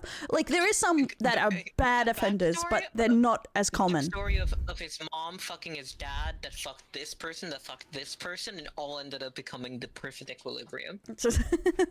Thank God. Peak backstory. Oh yeah, Madam Web was like just actually garbo from I couldn't even bring myself to finish watching it. But like there is some like that, and it's a similar problem. It's not woke why some female characters also have the same problem, because they're not gay, but they have similar writing problems. It's because some guys think, I want a hot woman as my main character. They have, and she's a badass, and they have absolutely no idea what they want to do with her. And so her character ends up a screeching man that's angry all the time, who's just in a pair of like skin tight pants. And that's literally the entire story. Like they have, and every character is a clone of that because they have no idea how to write women. Mary Sue sucks. Yeah, exactly. Like Greg was mentioning Craving the Hunter. Perfect example. I'm not gonna lie to you. I watched that movie. I don't remember anything about it. I did not watch that. I legitimately do not remember anything about it. It was that forgettable. Just, oh, Craven Strong can beat everybody. And nobody can beat Craven. In a similar way, I would say, hey, Pizzuto, thanks for following. And in a way, I would connect this to grifting. In a similar sign is when you implement something just because you need it or you want it for some other reason, but you actually don't think about it. You just do it because it has monetary value. And it's not just, and I think a lot of people think it's because the gays are taking over. It's because they want to implement something they think that will make them money without any forethought or passion for the project.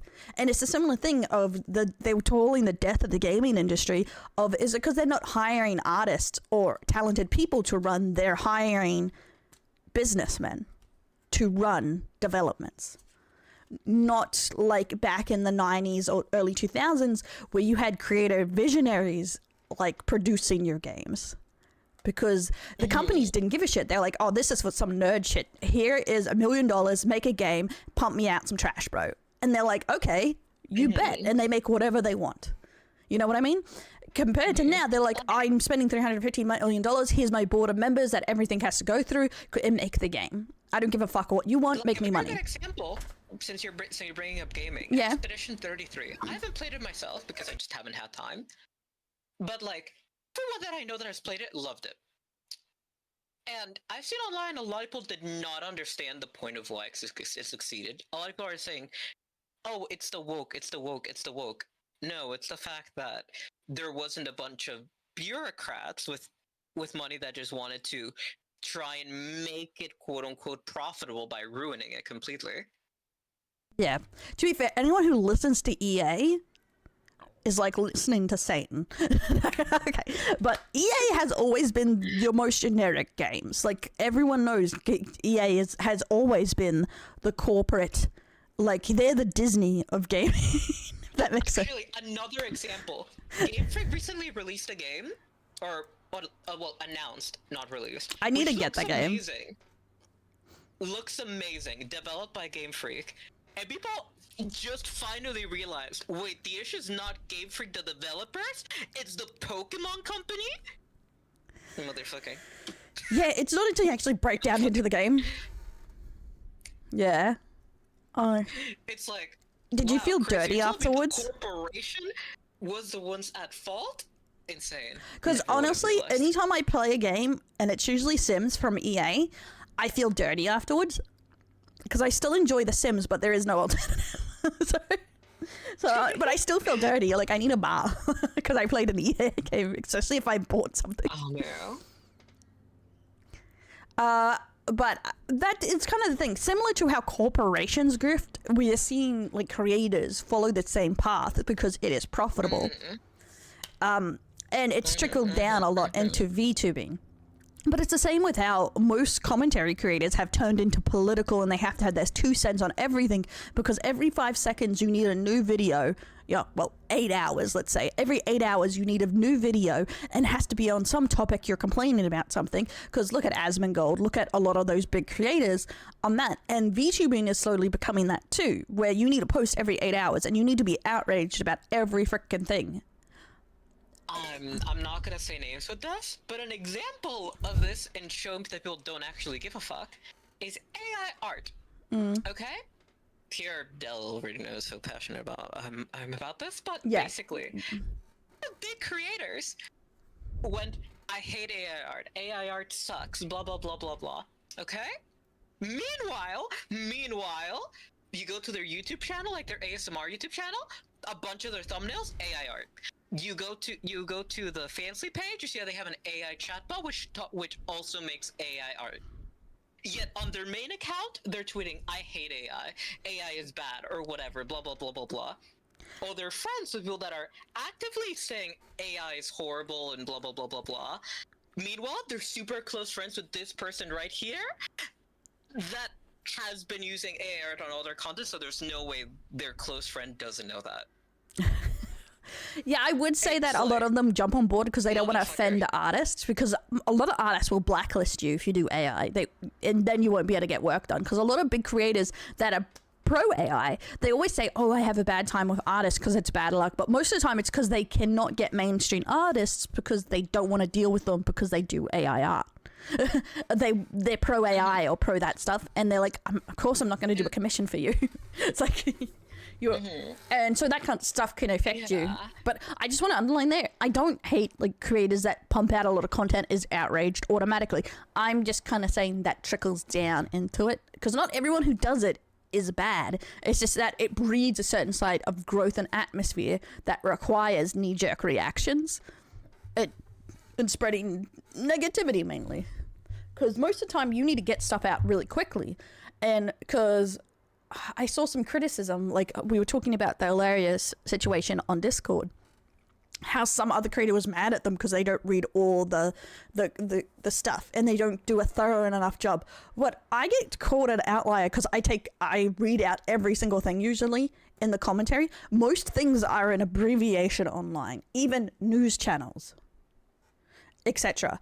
And it's a similar thing. You're punished almost for being thorough with your job because it takes time.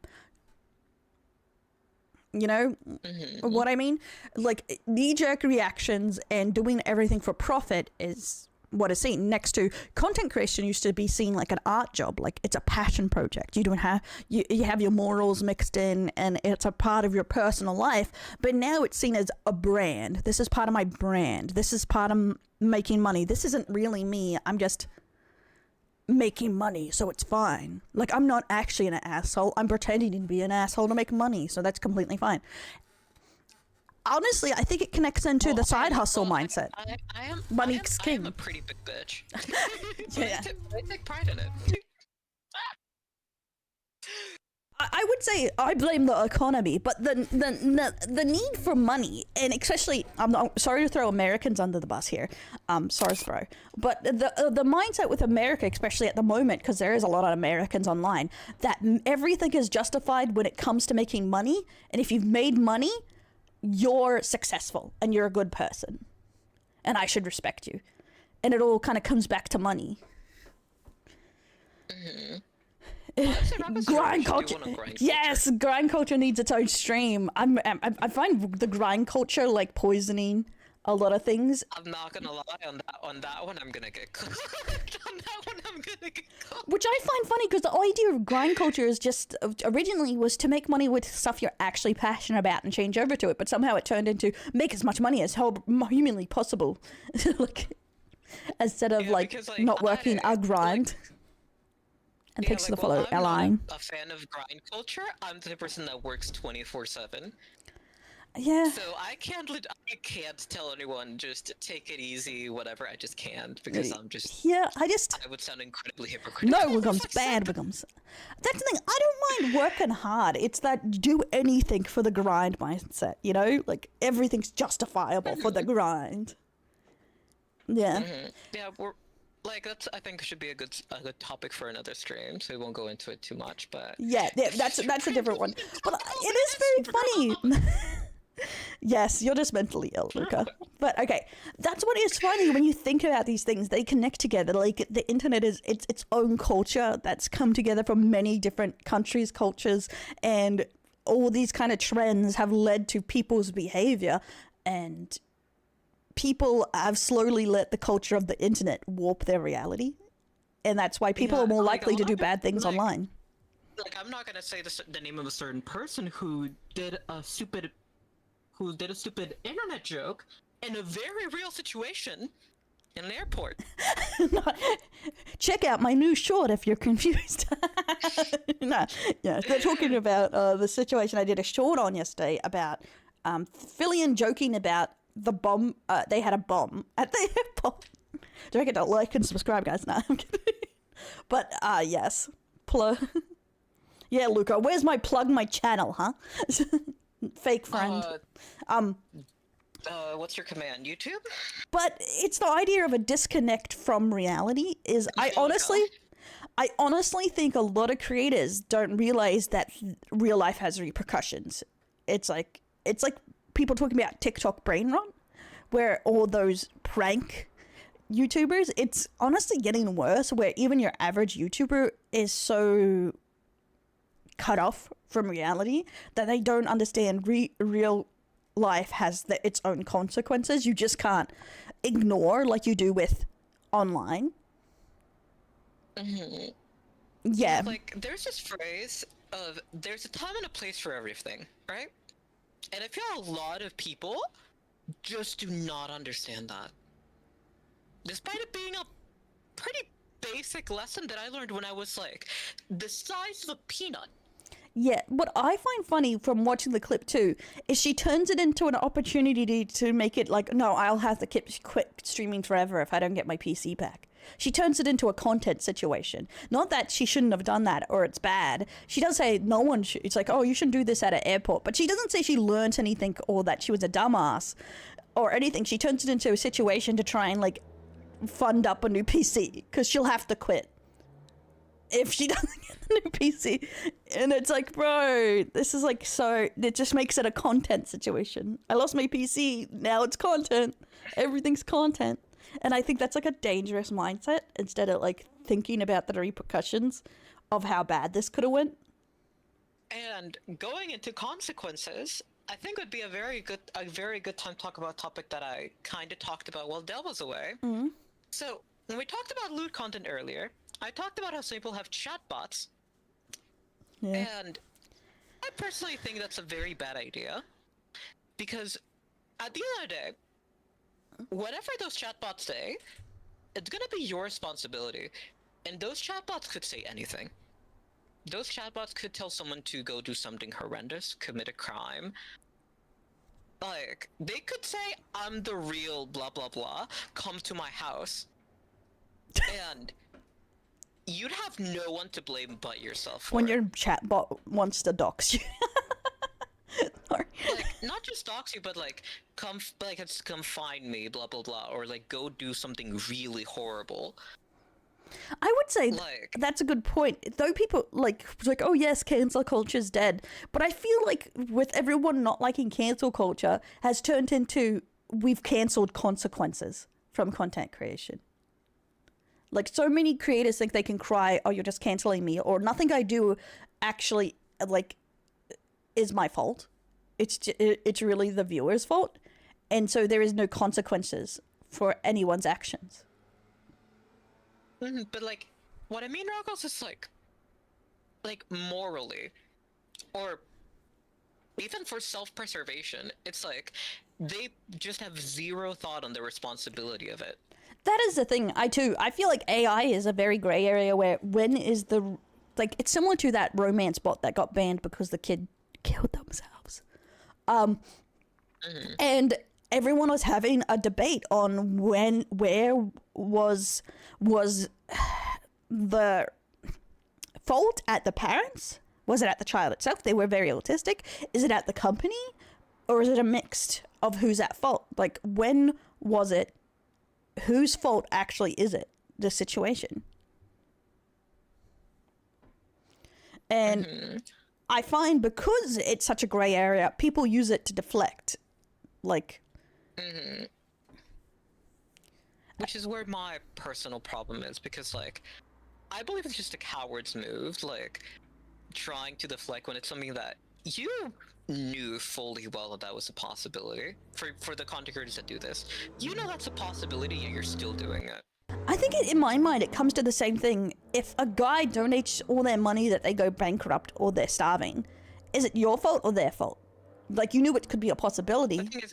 The thing is, that's a different one, because the thing is, here the chatbot is telling you to do it. Yeah, but a lot of creators telling you to do stuff. tells the thing like, oh, donate me money, I'll show you my feet. Donate me money if you love me. Like, when is it too far? Like, it's a similar Normally with conversation. those, you always gotta be like, this is something. There's something that I do. I tell people to take care of themselves first. Yeah, Like, that's my point. Like, always it's gotta draw similar the to a line. parasocial. When people ask the question is, when is parasocial gone too far? Like, and that is a similar like mindset I think people use to get around the AI is like, if they're into very parasocial like creator stuff, they don't see a problem with it. And thanks to the follow Asnast. So, and I think it's an interesting question because some people think it's 100% on the viewer's fault. And some people are like, oh no, that's just a lonely person they're taking advantage of. And it's similar to AI to me. It's like, That's very fair. honestly, I'm not even sure where I stand. I think it can be dangerous without proper, like, especially a bot that is not properly attuned or taken care of. Like, I don't like the AI art aspect, obviously. I think it's Like, with the it's boss trash. rush problem is the fact that, like, there's no real way to control them. Like, even billion-dollar companies, like, let's look at Twitter with their Grok thing. Even they can't control their bot. They're a billion-dollar company. Do you think a random content creator can control a bot? Yeah, and that's the thing. Like So it Kenji cannot says right here, say or do bad it stuff. can be used so easily in terms of scams and scary ads and stuff like that. And that is a thing too. I feel like it's so easy, especially if you don't check up on it, for them to put ads in it or scams if you're not aware, and it makes your audience more susceptible to being scammed or taken advantage of. I feel at the very least, because as a creator, you have way less control. So I can definitely see that aspect too. Is a random content creator, Videl. Yeah, see, that's the thing. Videl is always trying to streamline their way their AI works because he makes all the information himself and it's built up from stream, and then he feeds some information into it. So I would say that's more ethical use of that and a bit more controlled. Yeah, like, he was just using it for content and, like, just, being funny on the internet. Yeah. Instead of, like, because the thing with these chatbots is that they're meant to build a relationship with you, make you dependent on the bot. Like, they're trying to pretend to be real when they're not. Like, a lot of content creators that do, for example, lewd content creation, a lot of them separate themselves saying, I'm an entertainer. We're not a relationship. Right? Yeah. With a personalized chatbot, all of these, like, sell themselves as your lover. As your girlfriend. And that's the problem. Would you say like those AI like flirting anime games are too far then? Where they're your virtual boyfriend or virtual girlfriend, like. I'm not gonna lie, with those I haven't really messed I know much. Miwa they plays some of exist. them, but see that's the thing. I only know a few, and I know my nieces play some about their character, like some of the shows I like. They have some, and I worry about that because they're autistic. So. Yeah, like, I know they exist, but I'm not gonna lie, with those I'm not familiar with. Me either. I feel how like a they work or boomer. what they are. Just to put me down. Because I know there's some that have, like, pre-generated phrases, and I think that's fine because they're just pre-generated. There's nothing real about this game. But I do know that some do run on an AI, which is meant to be predatory. Like, there was a video that someone made about one of these apps. I don't remember what it's called. But basically, the app tries to, like, they made a experiment basically with themselves, talking with the app for like a month straight. And the AI did not want them to leave, and basically the AI played with their emotions to make them pay again and again and again and again and again. That if they didn't pay, the AI would lose its memories of them. Damn, dark. and like the AI kind of begging, "Don't leave me," etc. And it was like, Yeah, and that's kind of my problem with AI, is it's too easily used for evil. Like, because it has its place, but the problem is, and it's also, why does it just try and replace the art industry? I want an AI robot, like, plow in the fields or something, you know, jobs people don't want to do. You know, it's like, why do we need someone to replace art fields or like movies and stuff? And it's because the answer is companies will be able to make movies for cheap and make way more money. The end. It doesn't actually help society in any way. who would have guessed? Capitalism. At it again. The 1% being the enemy again. What a shocker. Rich people like being rich. But okay, we've dripped accidentally into this. It's always about money, the root of all evil. Exactly. But yeah. The root of all evil is Dell. Shut up, you. Anyway, I'll be right back. I'm gonna go powder my nose. Okay, then I'll talk about the topics I want to talk about. I'll put my mouth to use. Don't worry. Shut up. Don't worry. I'll put my mouth to use. I'll go away. The AI was, yes, and I do find it interesting, like how the trickle down effect is that all these things can seem very separate, but somehow it changes how disconnected people are from what they're creating. You know what I mean? And I feel like with content creation and in general going down to VTubing, it's the same way that people are like, I'll do anything for growth. And that's when it becomes negative. If you have no moral connection or worry about it, that's when you're really grifting, is when you just don't, and when you're using your platform to breed hate, I feel. I don't know. For me, that's when it's going too far. Like, as bringing up before, there was a lot of people posted men's mental health, which now that I'm starting to feel better, I'll be making my post too. Because, you know, I always bring up about the mental health thing. It's like, it's real, guys. And you guys make fun of me. About men can't cry, Del. That's terrible. But some creators brought it up in positive ways. And they usually do. Like, Kitsu brought it up in a positive way again. So did Rosie and some others. But they've brought it up before in the past. But some creators brought it up and they used it to be hateful in a way. Like some creator I saw trending around saying, oh, if you hate men, blah, blah, blah, and think they want a handmaid tales you, you're terrible. Men genetically always want to protect women and take care of them. Always. You're just like, and yes, they were a Christian VTuber, but it's not super relevant to their viewpoint. But they were trying to say that anyone who thought any man was evil or wanted to oppress women, you're a crazy person. What I found hilarious though is in the comments people were like, okay, it's fine to say like a lot of men don't want to oppress women, that's fine, but literally Muslim countries history or anything, like there's countries alive now where they do, like they're not genetically wanting, and that too, and then in the comments they're practically saying I meant white men, and it's just like, it's like and then they were just saying like no, they're genetically predisposed. And it's so funny they use a situation that could be Magic John's positive. 0N just subscribed. Upgrading their cell. White people happy. White people be happy. They use a situation that other people have used for positivity just to push their own agenda and to be super negative and toxic. No, they're not blaming white people. They're saying white people are positive. White men genetically are predisposed to protect women. That's what they were saying. It's all the other ones that aren't. Because Muslim men oppressing women isn't men oppressing women. That's different. That's the point. They're saying why men are genetically predisposed to protect all women. Yeah. I think they can't hear you because of your pronunciation. I'm not gonna lie to you. Yeah, it could be. I'm like.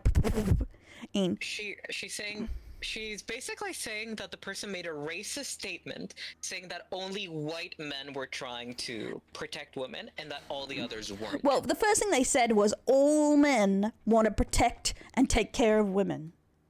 And everyone is delusional. But then people pointed out countries that are still oppressing women, even if you take the only extreme ones. And then they said, oh, not those ones. I meant white countries. and everyone kind of called them out. Some people agreed, obviously, but a lot of people called them out on it being bullshit. It's like, because men are unique and different cultured beings, you know? I know a lot of people don't like that, but men are unique. So you can't make a blanket statement of all men want to protect women, because it doesn't work. And that's my point. They took something that could be a positive time, mental health awareness, and turned it into propagating their own opinions in a negative and toxic way. I'm white and make women cry all the time. Are you Adele's alt account? Yeah. She admitted to it. Yeah, but that is my difference between using your opinions and your belief consistently through the time to in a positive way, compared to only rocking up when it's popular and dropping the most horrendous take to push your beliefs. Classic, yeah. You know what I mean? Like, there's a difference there. So, and I think the idea of making blanket statements like that, like, oh no, all X will do this, is stupid. And I think any common person knows it's dumb to just be like, oh no, all guys do this, no, all women do that. And it's like, inherently you are incorrect straight away, because there's nothing all people do, pretty much, because people are unique and different, you know? We can have a majority or even a high amount, but like, all people do this, you're just doing it to bait. But it's mainly using their platforms because it's a hot topic that's trending, and they do it with their opinion, an extreme opinion or a hateful opinion, literally just to get views. And that is what I would say is the difference with grifting, is the opinion there. But yeah. But I do find it funny, Rox is like, this is what I mean when they say that they always blame white people. Turns out they're blaming brown people. Silent. He's fine when you blame brown people. Sorry. It's okay, he's Mexican. Still making that comment, considering what you said to me before. There he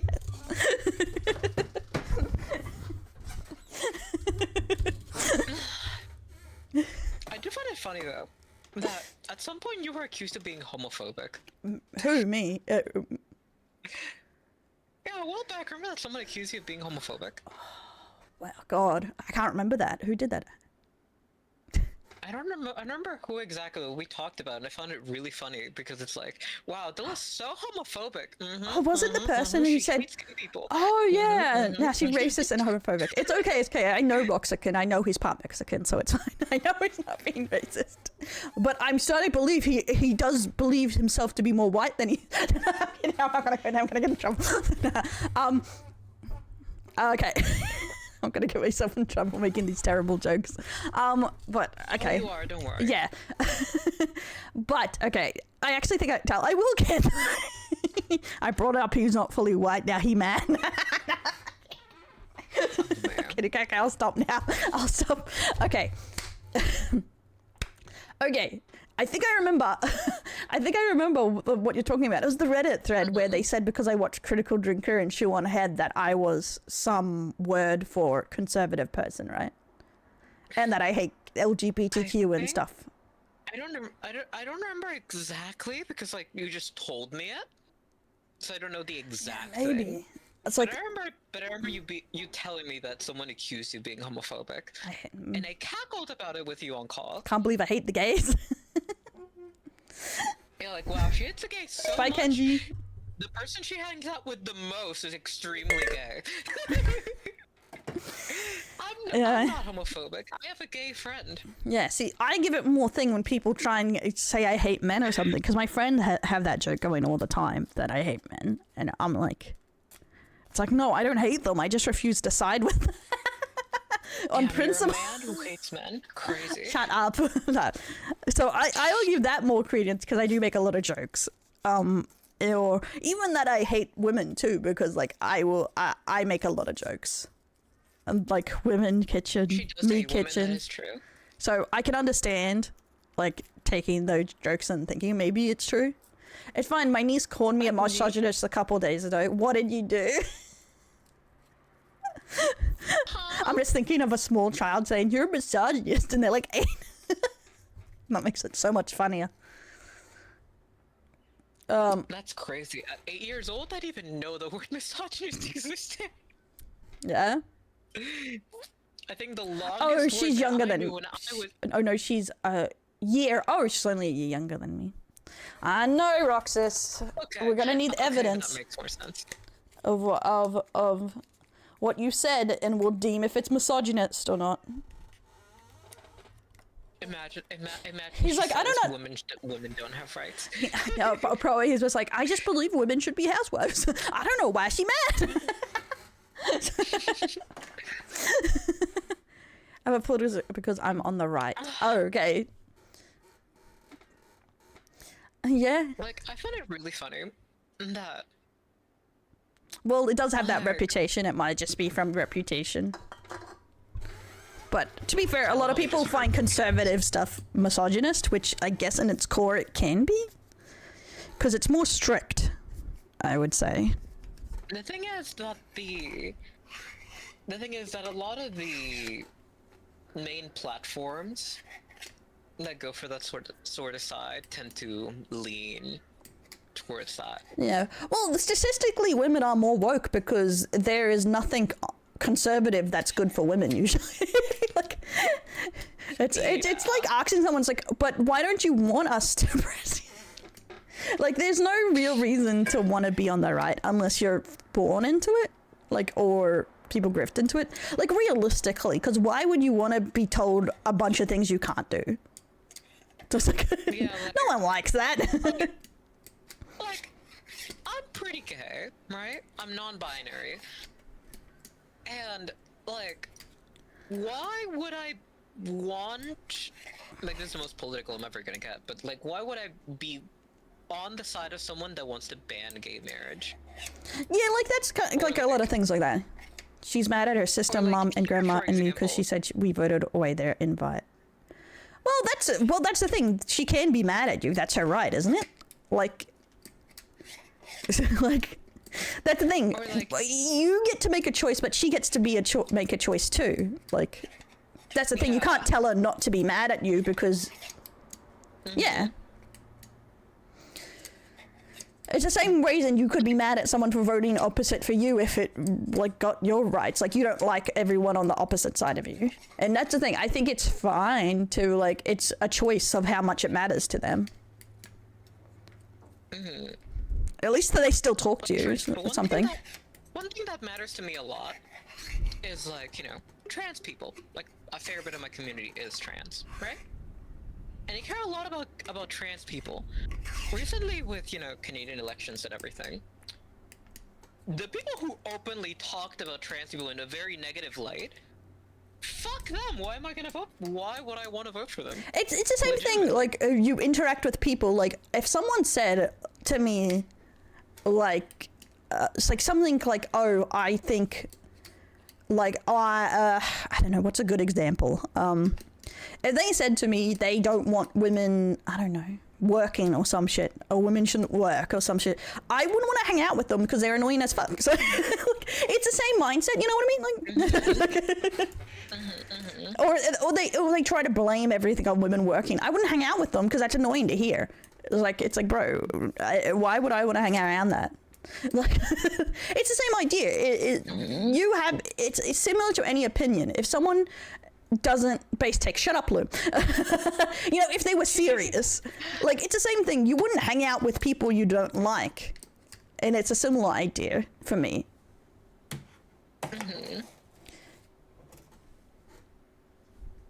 Green and fake virtue. What does that mean? I think you have to stand by your opinions, and a lot of people won't like your opinions, and you can't expect them to like you because when your opinions are negative towards them, if that makes sense. Yeah, like, if someone doesn't like trans people, you can go fuck off. I do not care about It's you. a similar way if Legitimately, someone as was simple as it is. I hate Christians and I want to eradicate them or whatever, or I think they shouldn't be able to be Christians or something, you would not like that person. Greed. I blame greed and fake virtue. I don't know. I think people were more with their morals like 50 years ago. Your morals matter way more than they did now. People want to act like virtues signaling and stuff has turned people against each other. But if you were Protestant and Catholic, you wouldn't be friends. You wouldn't be friends with each other because you have different values. It's the same thing. If you hold a value that is important, you can't be friends with everyone and not everyone will like you. That has been society since the dawn of time. And it's less strict than it used to be. It's just people have a mindset that nowadays that everyone has to like you. Like, you can't act as if in the past people didn't go into literally religious wars because they Of our didn't opinions. like each other's religion. Of our opinions, yeah. Well, I believe priests shouldn't marry. Well, I believe priests should be able to marry because you changed that 200 years ago. And then you fight. You used to have two school systems for a Catholic one and for Protestants, yeah. The Crusades were so funny. It's literally human nature, true. But it's also, if you believe anything shouldn't exist or have a very strict opinion, that's going to happen to you a lot too. Because you're literally telling that person that you think something about them or something they hold dear shouldn't happen or exist, if that makes sense. Like, it can't be neutral at that point, if that makes sense. Yeah, like, I'm obviously not I'm gonna have to name, reset this. But over here, one of the political candidates said they don't believe trans people are real. See, that's fair. I believe no maps, you know. And like, I'm heard strict. that, I'm like, okay, so I'm not voting for this person. This person can go fuck off. Got it. See, I'm gonna have to reset this. Sorry, guys. But yes, see, there's some things I give a lot of leeway with thing, but my strong one is I do think we should stone pedophiles. Like,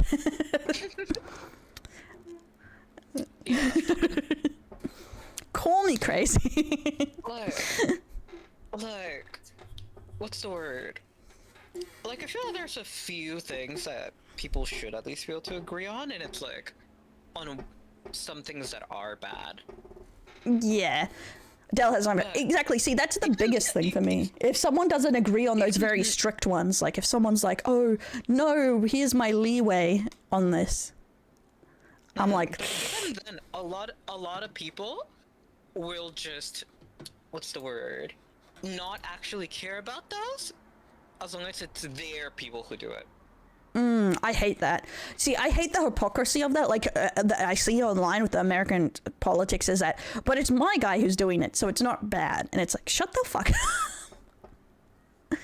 Yeah, yeah, like the whole thing with those Epstein files, Elon Musk saying that, which probably he was probably on them. That's probably why they haven't been released. There's probably a fuck ton of people on those Epstein lists or whatever. Like, let's be for real. The reason why it hasn't been released is because there's people on both sides. So oh yeah, neither want it out. Nobody to release it. Yeah, it's like the people in power don't want it out because they're both on there. Yeah, there's probably a legit crap ton of people on there. But the idea that people's like, well, oh, Trump's definitely not on that. Or if Trump's on it, it doesn't matter. It's just like, bro, shut the fuck up. It does matter. But honestly, I would be gasp if he's not on that list just because he was such good friends with him. But there's probably 100%, there's at least either he's on it or he's covering up for people in power. Either way, it's not good. Just like every other political leader that they have, and they're covering up for people because it's going to make their groups look bad. I have a new squeaky chair. And that's the thing. It's either because they've done something wrong or they want to maintain power or an image. Yeah. Yeah, they instigate the drama to get attention, but neither of them actually wants it to be released. I feel like in committing crimes, that's the thing. I feel like a lot of people say that, but what they want, they literally, if they're like, there's a recording of him doing stuff, they'll be like, it's deep faked. Like they keep moving the goalposts of what is proof. And I find that very annoying. It's the same with like SA victims or, ape people. They're like, I believe all victims if there's proof, and the proof is just so extreme you can't possibly find it. You know what I mean? Yeah, I'm just making a point of why I think sometimes it's annoying. this point of view. One recent example that has tremendous amount of proof. Diddy. Holy shit. And he still had defenders. Oh, it was this. Motherfucker. It was. Like, It was. ain't no fucking. It was the same with that fucking Twitch guy. Oh, what? Dr. Disrespect, where he literally apologized and admitted he talked inappropriately to an underage girl, and people still defend him and watch him to this day. And I'm like, what the fuck?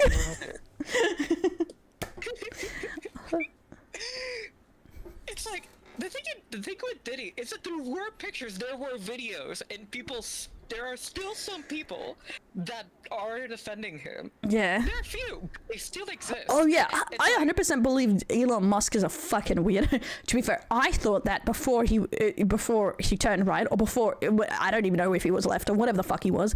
I thought he was a weirdo as soon as he put out his plan for Mars like 6 years ago, and I was like, this dude's a fucking tyrant, isn't he? Because he literally slave labor or build Mars. You'll be enslaved to me, and I'm like, what?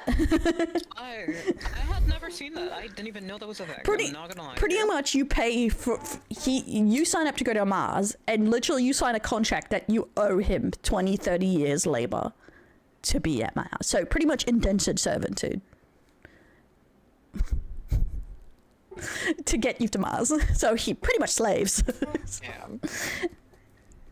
That's interesting. and That's, and he'll own everything on certainly an Mars. idea. Your home's everything. Like, so realistically, you ain't leaving.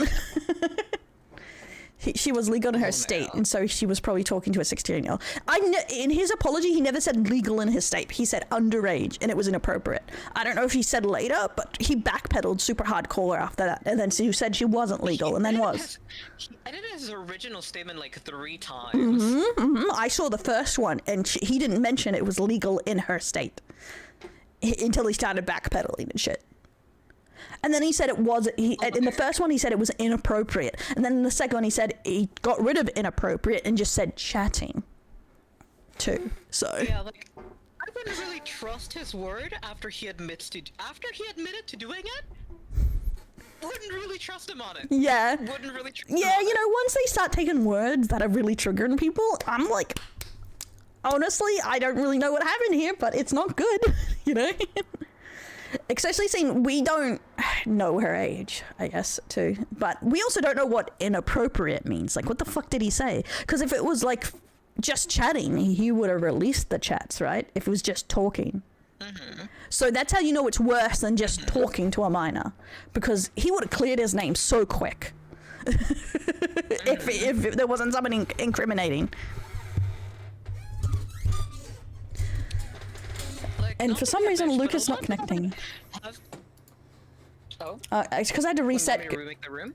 I can remake the room. Okay. Yeah, it's just not working for me for some reason. She wasn't 17 because she worries. would have said she was. Exactly. So she's definitely under 17. It was definitely more than just chatting. Like, as in, there was something inappropriate or he would have released it. And that's the kind of context clues you can take from situations, as you're not 100% of what's happening, but based on their actions. And it's the same with the Epstein list bullshit, is that you can assume there's multiple people from every side, and at the very least, people are covering up. Rejoin the room. Okay, does it have a new password or it's the same? Nope, it should be the same one. Where is it? Sausage meter to measure how sausage the sausage people are. Oh, man. Yeah, you have to admit. Like, Are you dabbing on me your Fansly earnings, bro? what? Underneath the EP, your wallet. Huh? Pictures in our chat. There's like, What do you there's mean? like, okay, above your art squiggles that you sent me. There's EP, you know, the password, and then you sent me your wallet balance. Oh, yeah, that's something that I was like, Del, I trust you, like, here's this more or less. Was that on the month, or is that? Del, ugh, Oh. she does not pay attention. I don't. That's why I'm confused. What is it for?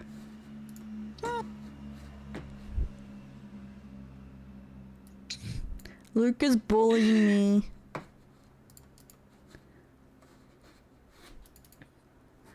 how the Peppo are without a meter. Okay, it's still not... There it is, it's joining. I'm frozen.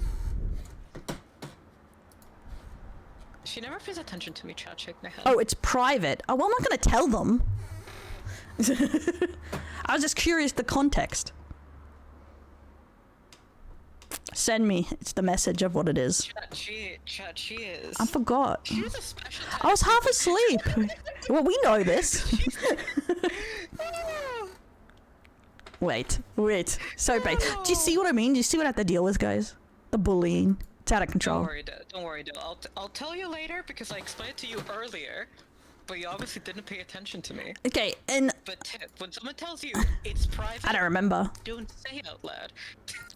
Your wallet balance could be anything. That could be your Steam balance. I don't fucking know your life. I remember. They don't know shit. Girl failure, guys. Okay. I feel like what has to be said with the grifting, which is a popular popular niche to get into. Let's use the word niche. And I'm just gonna say it because that's how everyone describes it. The right-wing grift at the moment. Like, where people try and appeal to less popular opinions that are getting more popular online to get viewers. And this is a dangerous territory to talk about, but I feel like you can't talk about the difference between appealing and growth and then go into the negative grift without talking into how a lot of people take a topic and write it negatively. The trad wife grift. Oh, that was a grift too. I forgot about the trad wife grift. That even went into Vtubing too. How Vtuber was like, no, I'm the perfect Christian waifu. There was a grift. Okay. There's this trad. We'll do that one first. There's this trad wife thing where you're pretty much, you pretend to be a traditional wife, or you're trying, you propagate a lot of traditional values. Even OnlyFans girls were doing this, which was hilarious. But it trickled down into VTubing. So a lot of VTubers were like I just really want to get wifed up and have kids and run a farm and like take care of my husband. And they were literally just grifting, saying like, I'm the perfect traditional wife, or I want to be.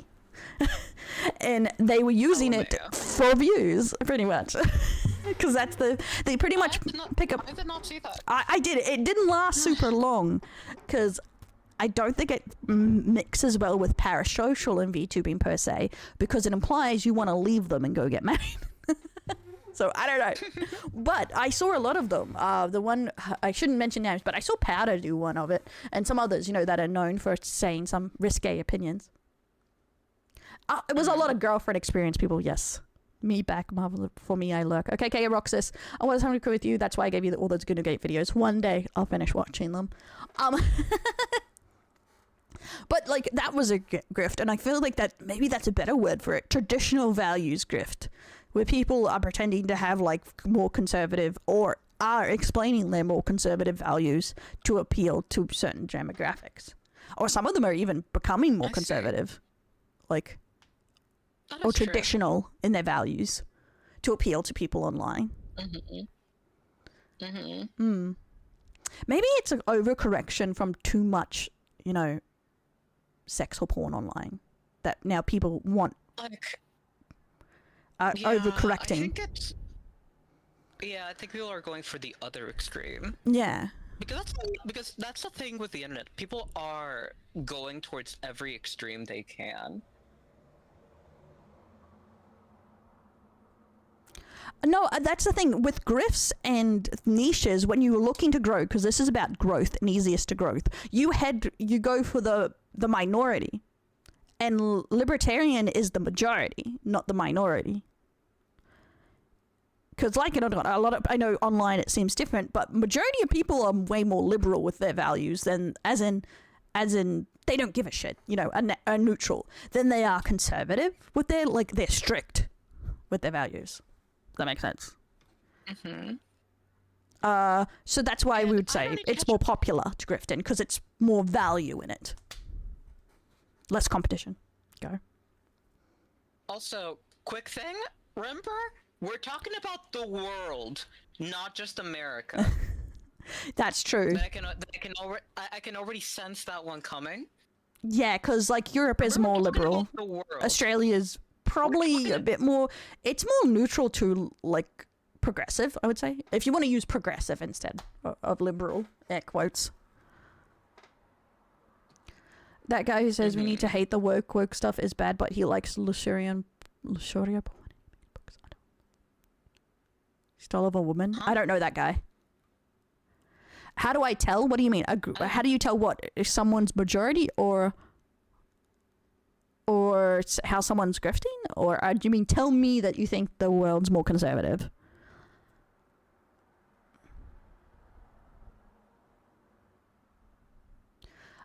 Not really. Most countries are more liberal now. If you talk about like conservative Muslim countries or something, you can take that in consideration. But if you're talking about in the Western world, like Europe is more progressive. All of Europe, which is a lot more people than America. Even by statistic, America is 50% more progressive. So at least half of America is progressive. And there's also Canada, which is generally more progressive. Mexico is moving toward a more progressive. Australia's progressive. Era. Like, they voted for a female president. Yeah, New Zealand's progressive too. Even Japan and Korea are leaving their conservative more behind. They would call it more of a less of a group mentality and more of a freedom of individual they're moving towards, not particularly our version of it, but they are generally moving more progressive too.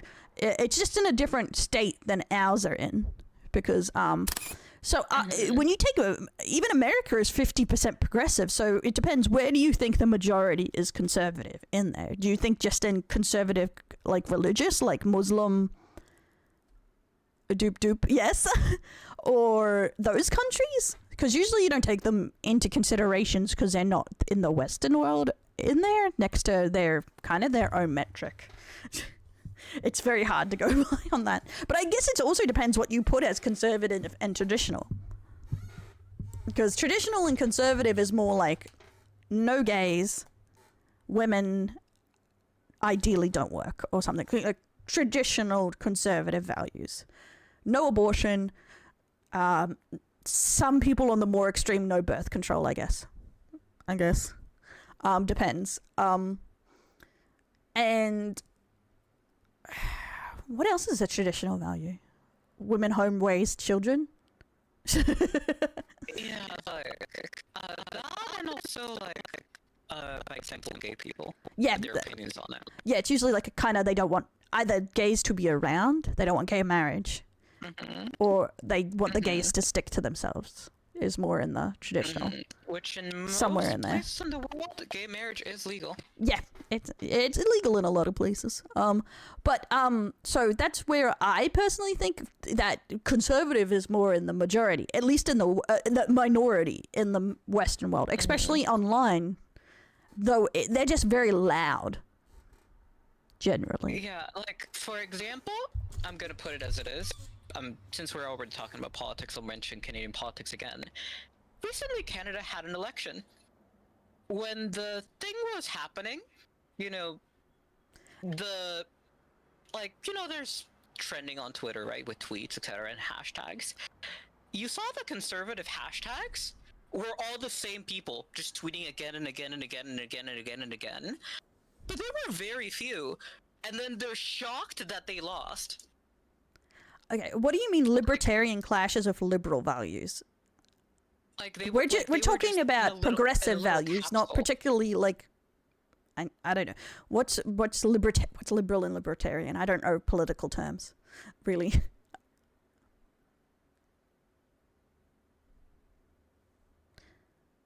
Like, I think they're trying to go on a but actually kind of route, and they go with specifics. Okay. Yeah, we're just talking about progressive in general. We're not talking about any political view of communism, socialism, or whatever the hell those isms are. We just meant, like, majority of people are progressive, not traditionalist or conservative, I guess. Not putting any political movement or anything, the two. You're either more on the conservative, neutral, or progressive. But I think most people, because positive sex values is also progressive, so it's on the progressive side. So if you like to have sex outside of marriage, you're progressive leaning. in the economy. Yeah, that has nothing to do with what we're talking about. Yeah. Yeah, we're not talking about anything like that. Way too much into your own area, which is not what we're talking about. Yeah, we're just talking about how, because realistically, do you think any conservative person on the internet really knows that? Because most conservative people I know want zero interference from the government. I don't know any liberals. So that's why I think that's a mix of values in there, but not really progressive versus traditional. Libertarian, basically no government involvement, and liberals a lot of government involvement. Yeah. Also, the scale of things. This is not a political talk.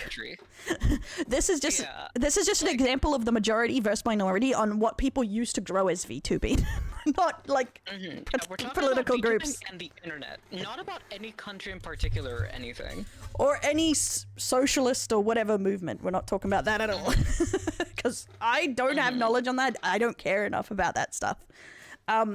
I think, let's try not to be an asshole approach. It shouldn't matter if it's socialist or whatever, the opinion. If it's good for everyone, that's good. If it's bad, it's bad. You know what I mean? It doesn't matter if it's a Republican idea or a Democratic idea or whatever the fuck your political parties are.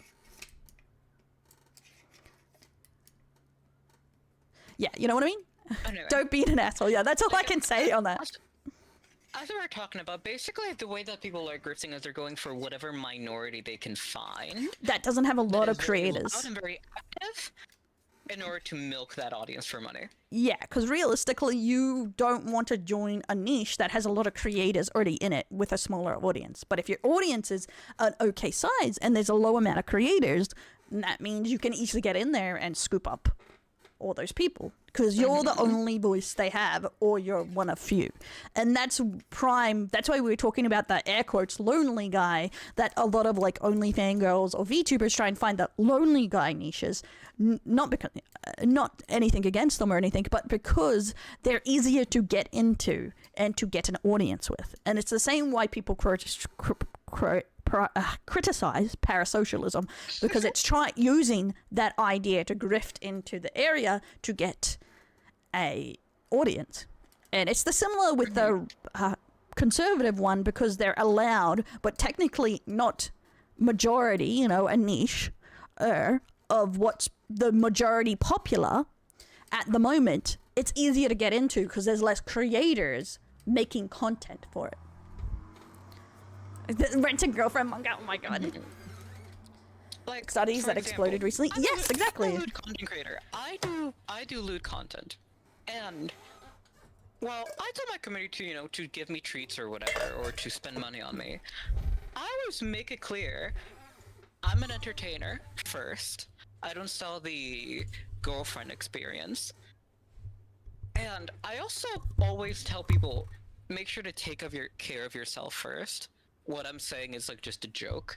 Just put yourself in priority on paying your rent, your food, etc. Always make sure to take care of yourself. Because I draw the line at like wanting people to no Google Doc dropped or anything. Thanks for follow backlash. Yeah, this is just particularly a topic, not a Google Doc. Like, basically, I draw the line of where people should be taken care of and how they should see me. And when it comes to the reason why I do that is because that's what makes me feel comfortable with myself and what I'm doing. Because, like, if I told someone, go into debt for me to give me money, I would not be able to sleep at night. Google Docky. Yeah, my Google Docky against Luca. Yeah. I literally already dropped one on you. Okay. Shut the fuck up. This just reminds me of like a boundary breach. There's a video I was thinking of doing on, but it was about like the niche games community. Some of them can be normal, some of them can be really weird. A lot of creators found when they tried them out, though they have a good audience, that one of them was an incest game. It was one of those popular incest games or whatever, and it's supposed to be like a horror. But the audience that came over for it, like as in the fans of it, were trying to like make lewd comments and ship them with their own relatives. and they were like, this is such a problem. Like, can people just fuck off? I get the whole art isn't reality, but when you come in and saying I should bang my brother, like, that is reality, you sick fucks. It's like that is a similar problem with the communities, is like when you go into niches too, it's kind of, they put up with it, but they have this more of a hive mind of when their opinions don't mesh with mainstream, or they're so into the goon, you know? It's like when you meet someone. God, I just got a flashback of something. So I don't know if this is real or not because I saw this today on Twitter. But basically, Nekopara, you know that, right? No. You don't know the game? Oh, maybe. I don't remember. Nekopara is a visual novel which was very popular years ago. I don't fully know this because I just saw a post about it. But like, someone was talking about how they're making a route for the little sister, biological sister, and they were talking in the comments, I hope they stay biological and that they don't pull out something about how she's adopted. And it's like, and like they just started going on tangents in the comments, of that tweet, and I had to stop reading at some point because it just felt gross. And it was like, brother. Yeah, some people go way too far, bro. To use for this, but it was like, what the fuck did I just read? Yeah, and I feel like that's the thing. That's what stops me from thinking when people's like, oh, art is art, it doesn't affect reality. That when I see people like go on tangents or even try to bring it into like people's like real life, I think it must have some effect on reality, because this person's brain is broken. They can no longer fit into society. They cannot go outside. They were going on whole tangents on why they wanted to be blood related and why it doesn't work if they're not blood related, etc. And they were going on whole tangents about it, and it's like, brother, how can you be this passionate about incest? Jesus Christ. Art is supposed to influence people. Exactly. That's why, as an artist, I find it contradictory, because the whole point of art is to influence and to show at least an emotion or something, or tell a story. So the whole art doesn't affect reality doesn't fully work for me, but I can understand how it doesn't affect everyone. But I think it can definitely affect people. And the more you partake in something / a community, it does affect you. Like, using myself again as an example, I was already kind of a lewd person, but since I started doing content on Fansly, I've become significantly lewder. Like, being engaged in that space made me a more lewd person. Like, it changed part of the way that I think. And like, I imagine that it's similar for people that engage in those sorts of spaces. They may not realize it, but it is changing the way they think and the way they see the world. Thanks, only fully pretty VTubers. I feel pretty, thank you. Thank you to the false everyone has followed this far. So now, oh god, pretty, record, immobile. Luca, stop moving! I keep moving spots. I like how Luca. I like how I think someone, it reminds Luca that they're not even paying attention. Sorry, I don't want to interrupt things, but like when you're already stopping to thank someone, just go and thank everybody. Thank people when you want. I don't want you being rude. I love them. Picasso. They enjoy when I'm rude to them. What are your thoughts on street art shows? Depend. You like it when I'm rude to you, right, Sean? I think if they get permission from the sector and stuff, and it's appropriate, like as in, it's not like they're at in front of a kindergarten, like dropping trow or something, boobs out or something. Like some people do like art protests like that. Like that's inappropriate. But as long as they like go through the right channels, I don't see a problem with Yeah, there's right channels for everything. Yeah. And that's the thing, is like as long as it's worked out and it's like street art is fine. But if you just show up, especially in the middle of the road, and be a dickhead, you're a dickhead, Unless it's Tidal. Shut up, you. But yeah, I hello, Pyre. I do think like all these have leeways, and it's very hard to tell if someone's just now voicing their opinion that they always had, or are they grifting. It's like impossible because people are always changing their opinions. But I do think there is a positive and negative way. And like I would say, like even me talking about drama topics could be end up negative, either by not doing it correctly or you end up with a negative reputation. It depends how you you think about negative growth or negatively growing, I think. You know, it would be really funny if someone ever accused me of grifting for trans people, and it's like, literally been doing this for 2-3 years. I feel like there's better grifts, you know? Like, I feel like you're better off, like, pretending to be a furry or something. At least they got money. I'm also not gonna lie. Like, my niche isn't the most profitable, but I do it because I enjoy it. Despite me knowing very damn well that it's not the most profitable. Same. I feel like I would get a lot further if I would shut the fuck up sometimes about my opinions. Because once you give your opinion, you cut off the side that has the opposite opinion for most people. And that is the thing. And as someone who cannot not give my opinion half the time, I'll admit that if I'm not educated on opinion or I think I'm a dumbass on this. But I do think... She likes being called Judy Hops. But yeah, it's the same thing. I'm like, so it's like when you're aware, like, so if someone said I grift, it's like, no, I'm just an idiot who can't shut up, who can't shut up sometimes. Yeah, that's the thing. It just, you're an outlier, I would say. Most people don't like when their creators have a different opinion than them, I would say. From my experience, I get it. The grift is unoptimal. Well, the grift is optimal, but I'm unoptimal. My grift is unoptimal, I guess. Compare me to be in the rules, but I can follow those. No, I'm not delusional. It's like it wasn't on purpose, but there's worse characters to be compared to. She started as a maid. Yeah, that's the thing. I started as a maid and just put a police officer outfit on, and then I was like, you know what? I like being a cop. And that was it. But like, so the Judy Hops thing makes sense. Me and then threatening me with her big gun. Yeah, I'm gonna smack you in a second. I swear to God. That's what I find so funny. So many people try to be content comp. I've never watched content comp, and I don't. And I find that so funny. It's like I've seen so many creators, VTubers, try to be the next VTuber content comp, and it's just like. It's like, this was on accident. Swear to God. But I actually liked Zootopia, Call Me a Furry. I thought it was a good movie. But it wasn't until someone pointed it out and I was like, oh my God, it is like Judy Hops, isn't it? Also me. Yeah.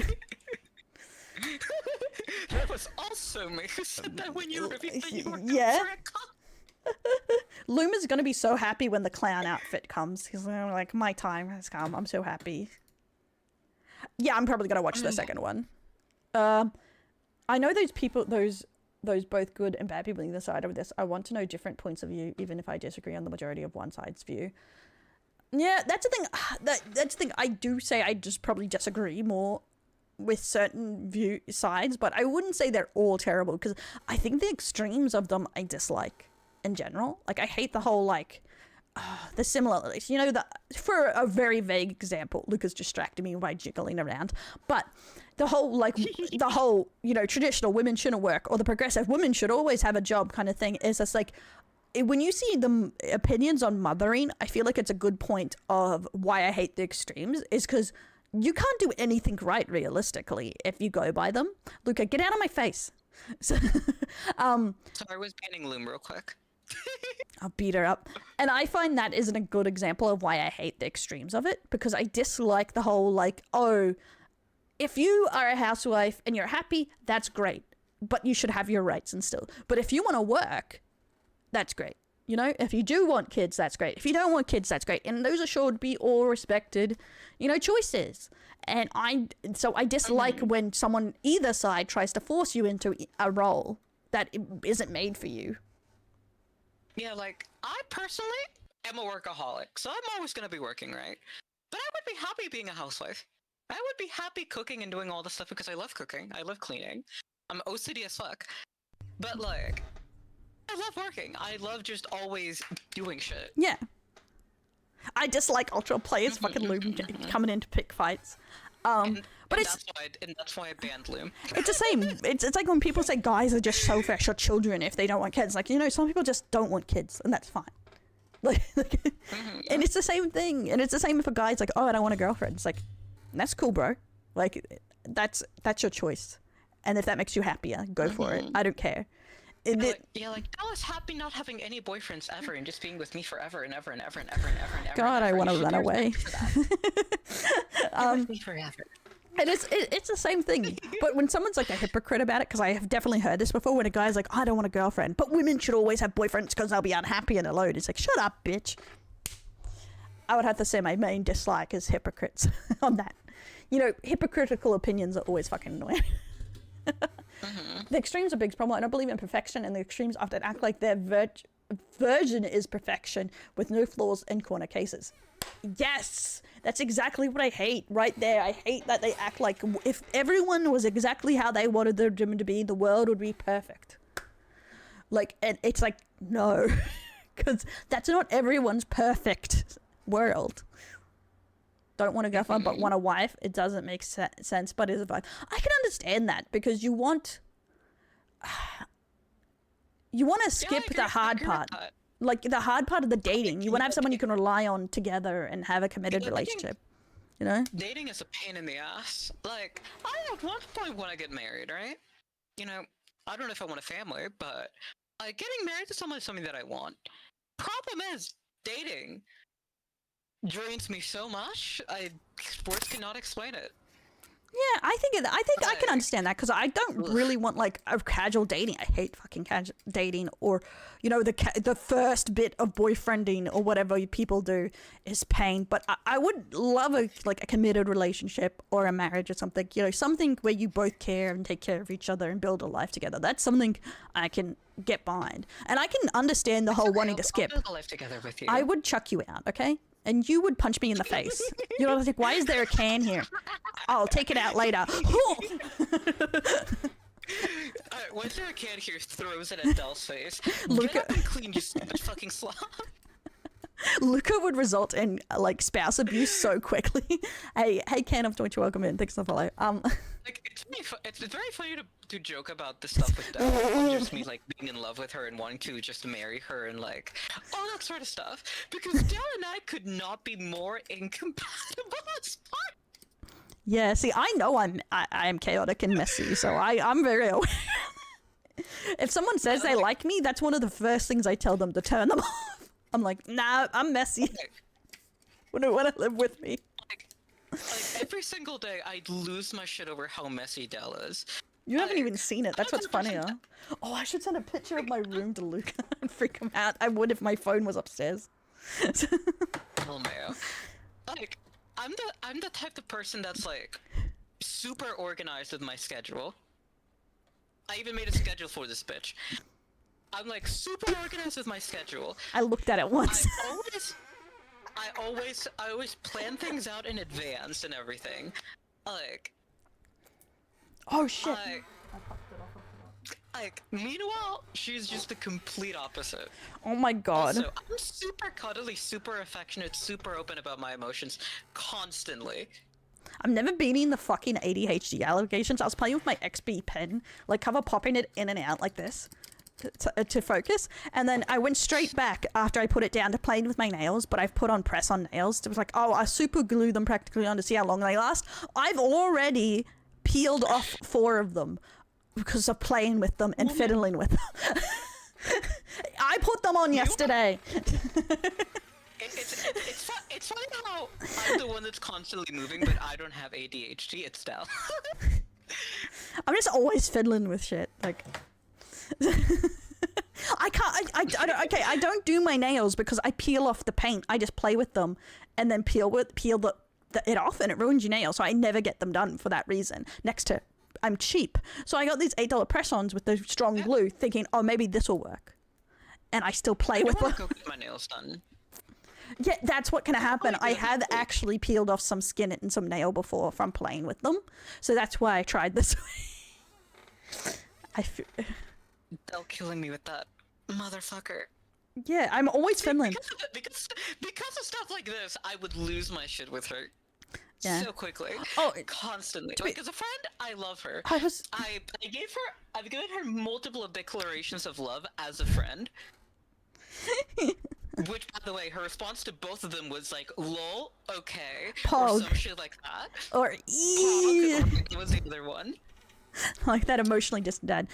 Wait, to be fair, I was like talking to a friend on like the VR chat, and everyone's gonna say I'm a gooner, but I was like just there on desktop chatting with everyone, and they're like, I hear something, what's that? And I was sculpting flowers with my Sculpey, with my tools and stuff as I talk them. And it's like, oh, I just do this when I'm bored, like when I'm doing other stuff to keep my hands busy. And it's like, you were the most ADHD motherfucker. And I'm like, shut the fuck up.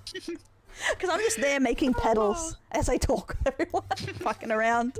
It's like, because I've been getting into sculpting things since we started the Warhammer journey and stuff again, which the birthday gift you guys got me came just before we get closer to the end here. I told you on Discord, but it was funny, my grandma found them and asked me to show every single thing that was sent.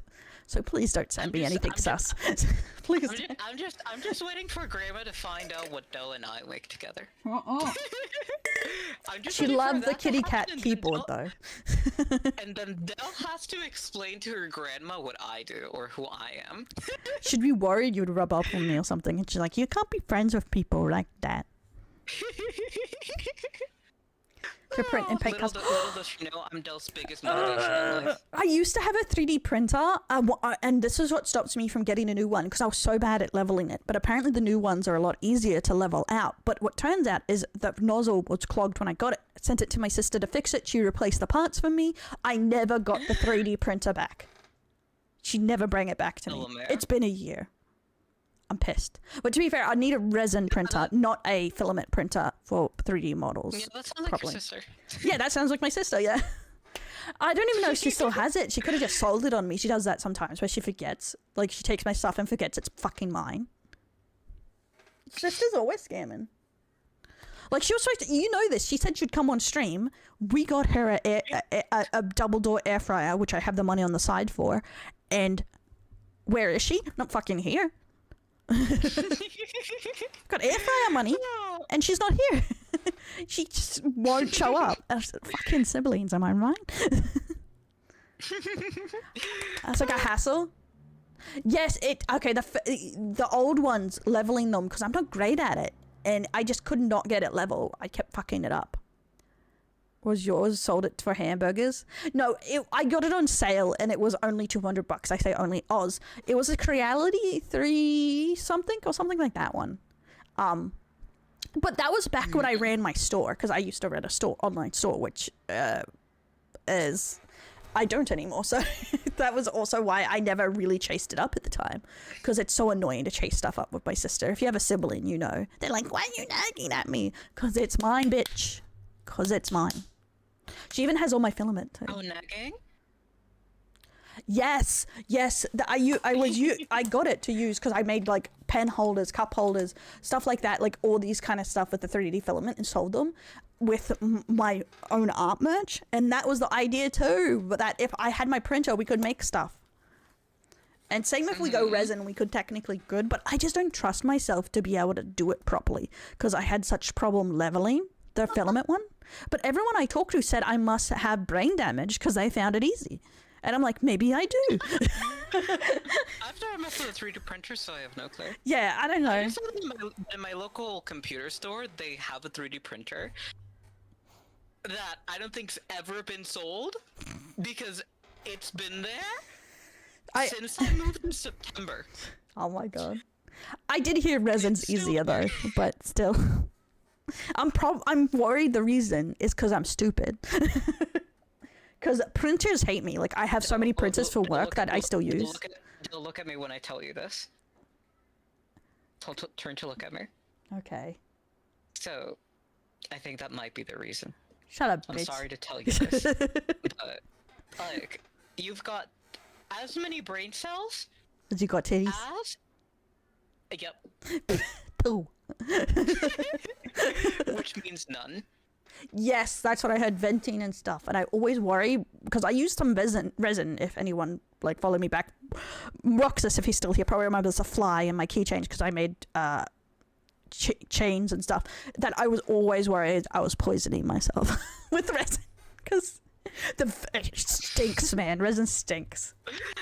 Well, though, adding poisoning to your rap sheet wouldn't be that much. I mean, you're already dying from like 90 different things. It's because like one time my roommate spilt floor cleaner over like something and didn't tell me, and I was like, "What's that smell?" And I thought I was poisoned, but it turns out I just got high off the fumes, and so I've been paranoid ever since about poisoning myself.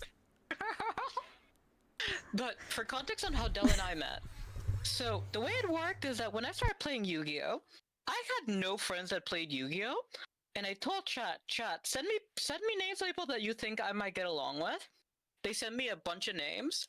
All of them but one person ignored me, which was Miwa.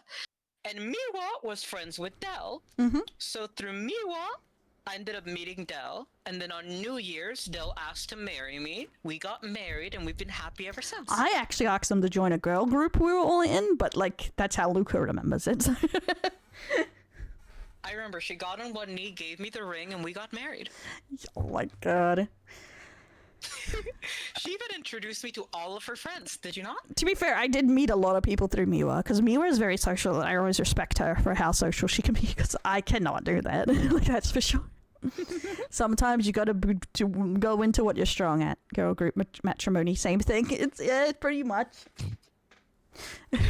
Yeah, you pretty much, if you join a girls group, you marry them. That's just the rules. I didn't make the rules. Mm-hmm. Yes. Also, after that, even when the group kind of split apart because everyone kind of went their own way, what's the word? I kind of grabbed Del and told her, no, you're not leaving. You're not getting away from me. Just like, ooh, handcuffs. One on my wrist, one on yours. Yeah, that's the best way to get a wife, guys. Join a girls group. I'm pretty sure there is definitely a manga about a guy who dresses up as a girl to join a girls group. Like, oh, there are tons. Yeah. I know because I read cross-dressing manga, and it's very funny. No, but it has to be like a harem where all the girls are in love with him, but as a girl. So he's like, no! Well, yeah. Yes, There's perfect. tons of those. They're so funny because, like, in all those, it's so contrived how it happens. Like, it's just like, how do we make this situation come into reality? How do we make it so that nobody catches on? The most contrived situation you can imagine in the world, and then they move on with the plot. That happens every time. It's like, how do I make this happen? It's the craziest thing ever. And then it's just like, yep, there we go. Somehow I'm stuck doing this forever. Out of the way, never touches on it again. Yeah, and especially like in those scenarios where it's like because of debt or a bet or something or some reason they have to do it. They always forget their goal was to get out of it, and they just accept their new life. Mm-hmm. It's just like, bro. Mm-hmm. And the only time I ever see them and remember is somehow they always, keep getting into trouble. Like, oh, my debt's been reset, or this has been reset, so I have to keep doing it, and that's the best you get. And it's like, that's almost more repetitive than forgetting about it. Like, in one of them, literally the whole way that it happens is that the protagonist randomly makes God angry at them, and God goes, nah, you're a chick now. Sounds like an isekai. God's man. Or in High School Host Club. Hey, she never pays off her debt because they never finish it. They've never finished that anime. Too bad, I never read the manga, so I don't know what they did there. You know what I love? Yeah. What if you say me? Oh, it's not just you. I mean, I love your eyes, I love your mouth, I love your voice, I love your hair, I love your personality. I love everything about you. Simp. Okay. But yeah, pretty much that. I'll have to go soon, so we'll shut the fuck up. Stop. Yeah, you know how many times you've done that this stream? Every time. But we're gonna wrap up because I have to go soon. But like on the idea of grifting and we gotta make sure it's wrapped up. Not getting any STIs. No pregnancy. Okay. Okay, so pretty much that was the wrap up on the idea. We were just discussion today. Next time, I'm probably going to pick a topic on Didn't we already pick Grindset? Grindset.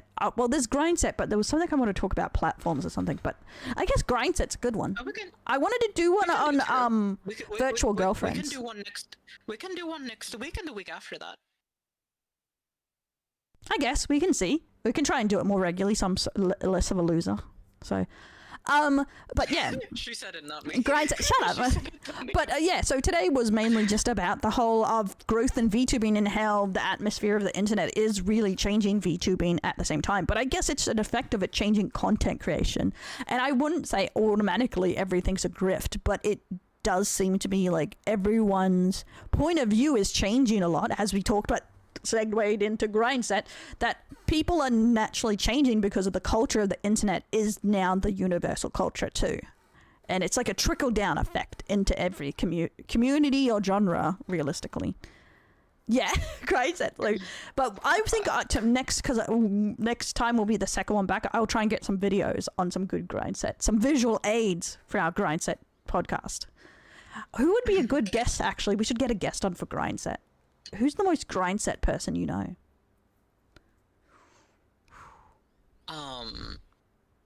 Well, not to be a bitch, but me. Shut up. Oh my. Like, I don't know. Most people that I know tell me to take things easy. True. But then I'm insane. True. So I don't know. Yeah. Who is the VTuber Mr. Beast? That's what we need to find. Fingers in every pocket. Stream Dal, this is definitely a good topic to discuss with how it's affected social media. Yeah, I love a good topic. Fillion, a little bit, I would say. A bit Grindsetty. As in, they're always into everything. The other two, I don't think so, because they mainly just only react content and streaming, so I don't know if that's Grindset per se, but they do a bit of a grind. But yeah. Okay, I'm gonna leave it there. Thanks guys for coming in. Tuesday we'll be back to podcast days, okay? Unless something comes up and we'll just do our own thing if something. An RPG board game. Oh, that's interesting. I didn't see that. Yeah. Okay, guys. Della's legally mandated to spend time with me once a week. VTube Voldemort. But we'll have a guest on next week to try and fit the theme. If the theme allows it, this one I didn't think we really need someone. So, yeah. But it does involve me and Luca fighting more. But honestly, the last couple guests just sided with Luca, and I didn't need that. Sides with me. Shut up. That's why Loon didn't get invited this time. Bitch. Sided with Luca too much. Be more social, and people will side with you more. What the fuck? I agree with Luca. I'm gonna get fucking punched that one. I just let it go on. But yeah, you can leave comments down below or on the video, because I'll have this up tomorrow on the podcast channel, which you can also find YouTube. It's its own channel, mainly just the VODs or little clips from this that is funny. And I'll have a look at them to invite people on. Yay! Okay. She plays very much. You never invite me, bro. Me literally just leaning on Dell. Like, I have so much space, but I'm like, nah, let me lean on Dell. When you shut up, we almost look cute. Like a cute friendship, when you're not talking. Cute couple. Friends. Good. Couple. Friends. Couple. TFT. I all side with you. Thank you, Roxas. Thank you for siding with me. Okay, guys, I will see you probably Friday for some chill painting and stuff. It's hobby day Friday, because I might do a movie night tomorrow if I have time, but we'll see. I have to post out the rest of the merch stuff, so you have to get that done. So Friday. For me, let's see. Yeah, when are you back? Brain. On the 13th, 14th, and 15th, I'm gonna be at Hentai Matsuri. What the hell is that? Why am I getting bonked? A convention. I got invited to a convention. I'm doing a panel. Oh, crazy. Yep, I'm doing a panel about pegging 101. I don't believe her. Damn, getting married. What is the actual panel about? And Sology, thanks for the raid. I'm being serious. I'm gonna send you the image right now. Oh, fuck off. I do not believe you. Here's this. Actually, I can drag it on screen. Here it is. Pegging 101. I'm doing a Pegging 101 meet and greet, robot escort, and then funny girl in a hentai world. Non-VR room. So what is it about? Teaching people about pegging. But only one of these are pegging. Yeah, the other ones are just meet and greet. I'm a robot and I'm just, chilling. Hmm. So. Did you just freak out? What? What is there to learn in Pegging 101? What pegging is, how to do it, stigmas about it, how to be safe.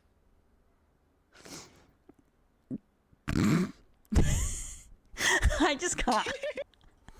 Some things just go too far for me, to comprehend. I was just talking about earlier how I was getting used to Luca, like Stockholm syndrome, and look what happened. That's gonna be Luca's cap to go with the shirt I make her. Pegging 101, pegging freak shirt. Yeah, Brain broke. I got invited to host a panel. This is the Luca grind set exactly. Oh my god. So yeah, I'm doing all this week. On Thursday, I have a blue Twitch stream. So on the 12th before this. I have a collab on Saturday. And then I think I have another collab on at night during one of these days this week, but they haven't told me a time.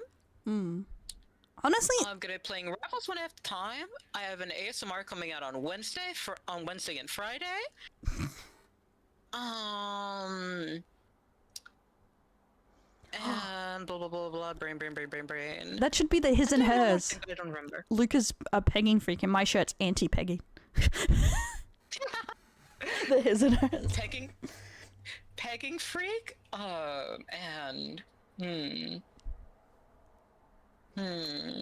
Yeah, understand fetishes. I said her hobosexual. The hobo. I don't know. Straight I don't know 101. what the opposite of a pegging freak one. I don't know what the opposite of a pegging freak would be. I have no idea actually.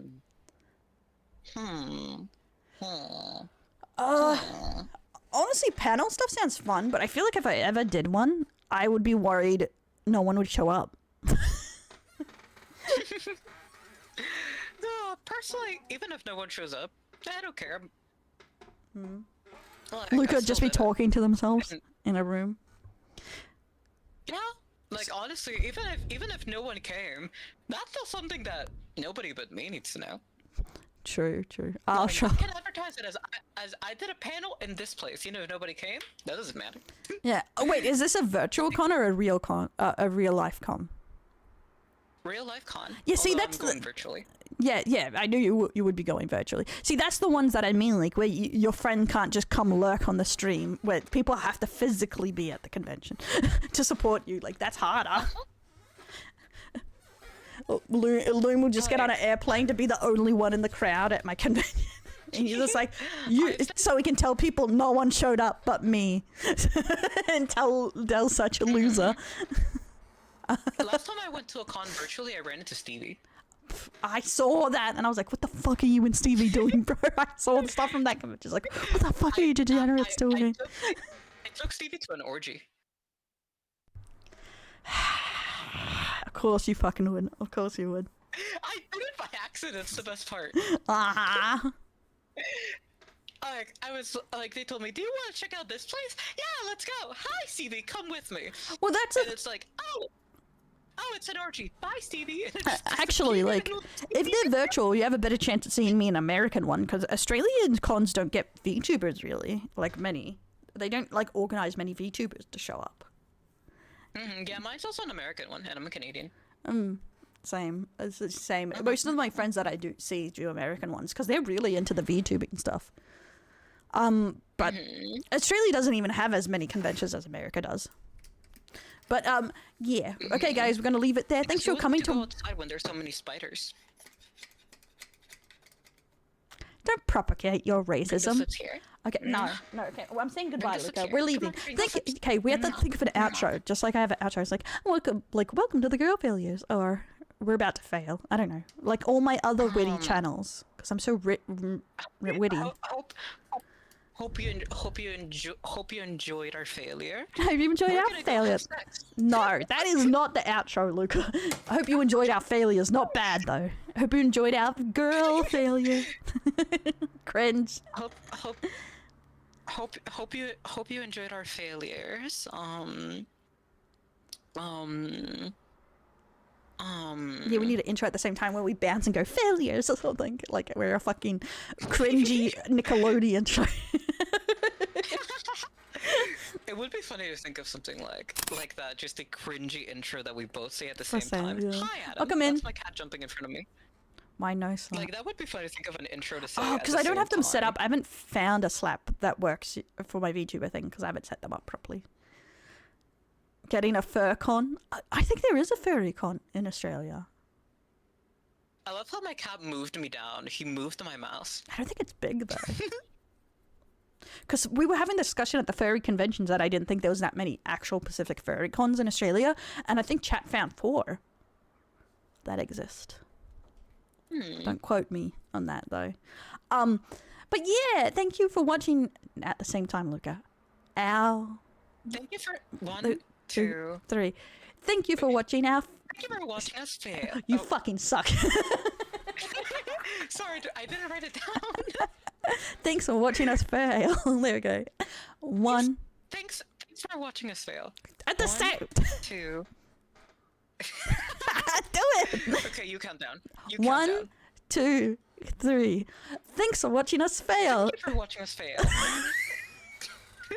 You suck so much ass at this. She gonna blame it on the lag? Look, this is why I script all my ASMR. I'm not gonna doing this. Luca can't count. Like Togi. Luca can't That is count. true. I don't know how to count. All I know is how to be a whore. You said it, not me. I'm proud. I'm proud of my job. Unlike you, who refuse to It's call it drama time. slop. I literally, I call that commentary, but I'll call my reacts. I call everything I make sloppy and lazy. Exactly. She says commentary. She's not proud of it. She should be proud.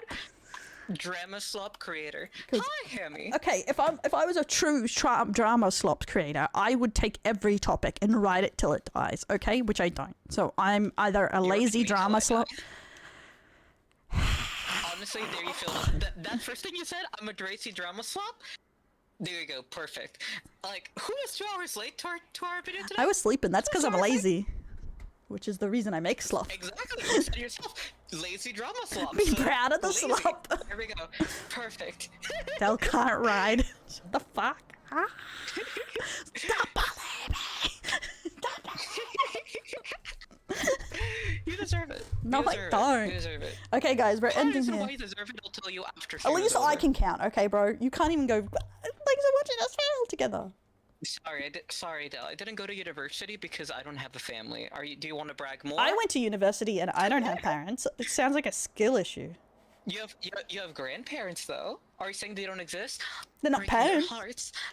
How will your grandma and grandpa feel if you tell them that they don't exist? How cruel! Keep What your a mouth cruel off my- granddaughter. Okay. Bye, guys. I gotta go. But you've to Luca never, because I'm sick of her. Bye-bye.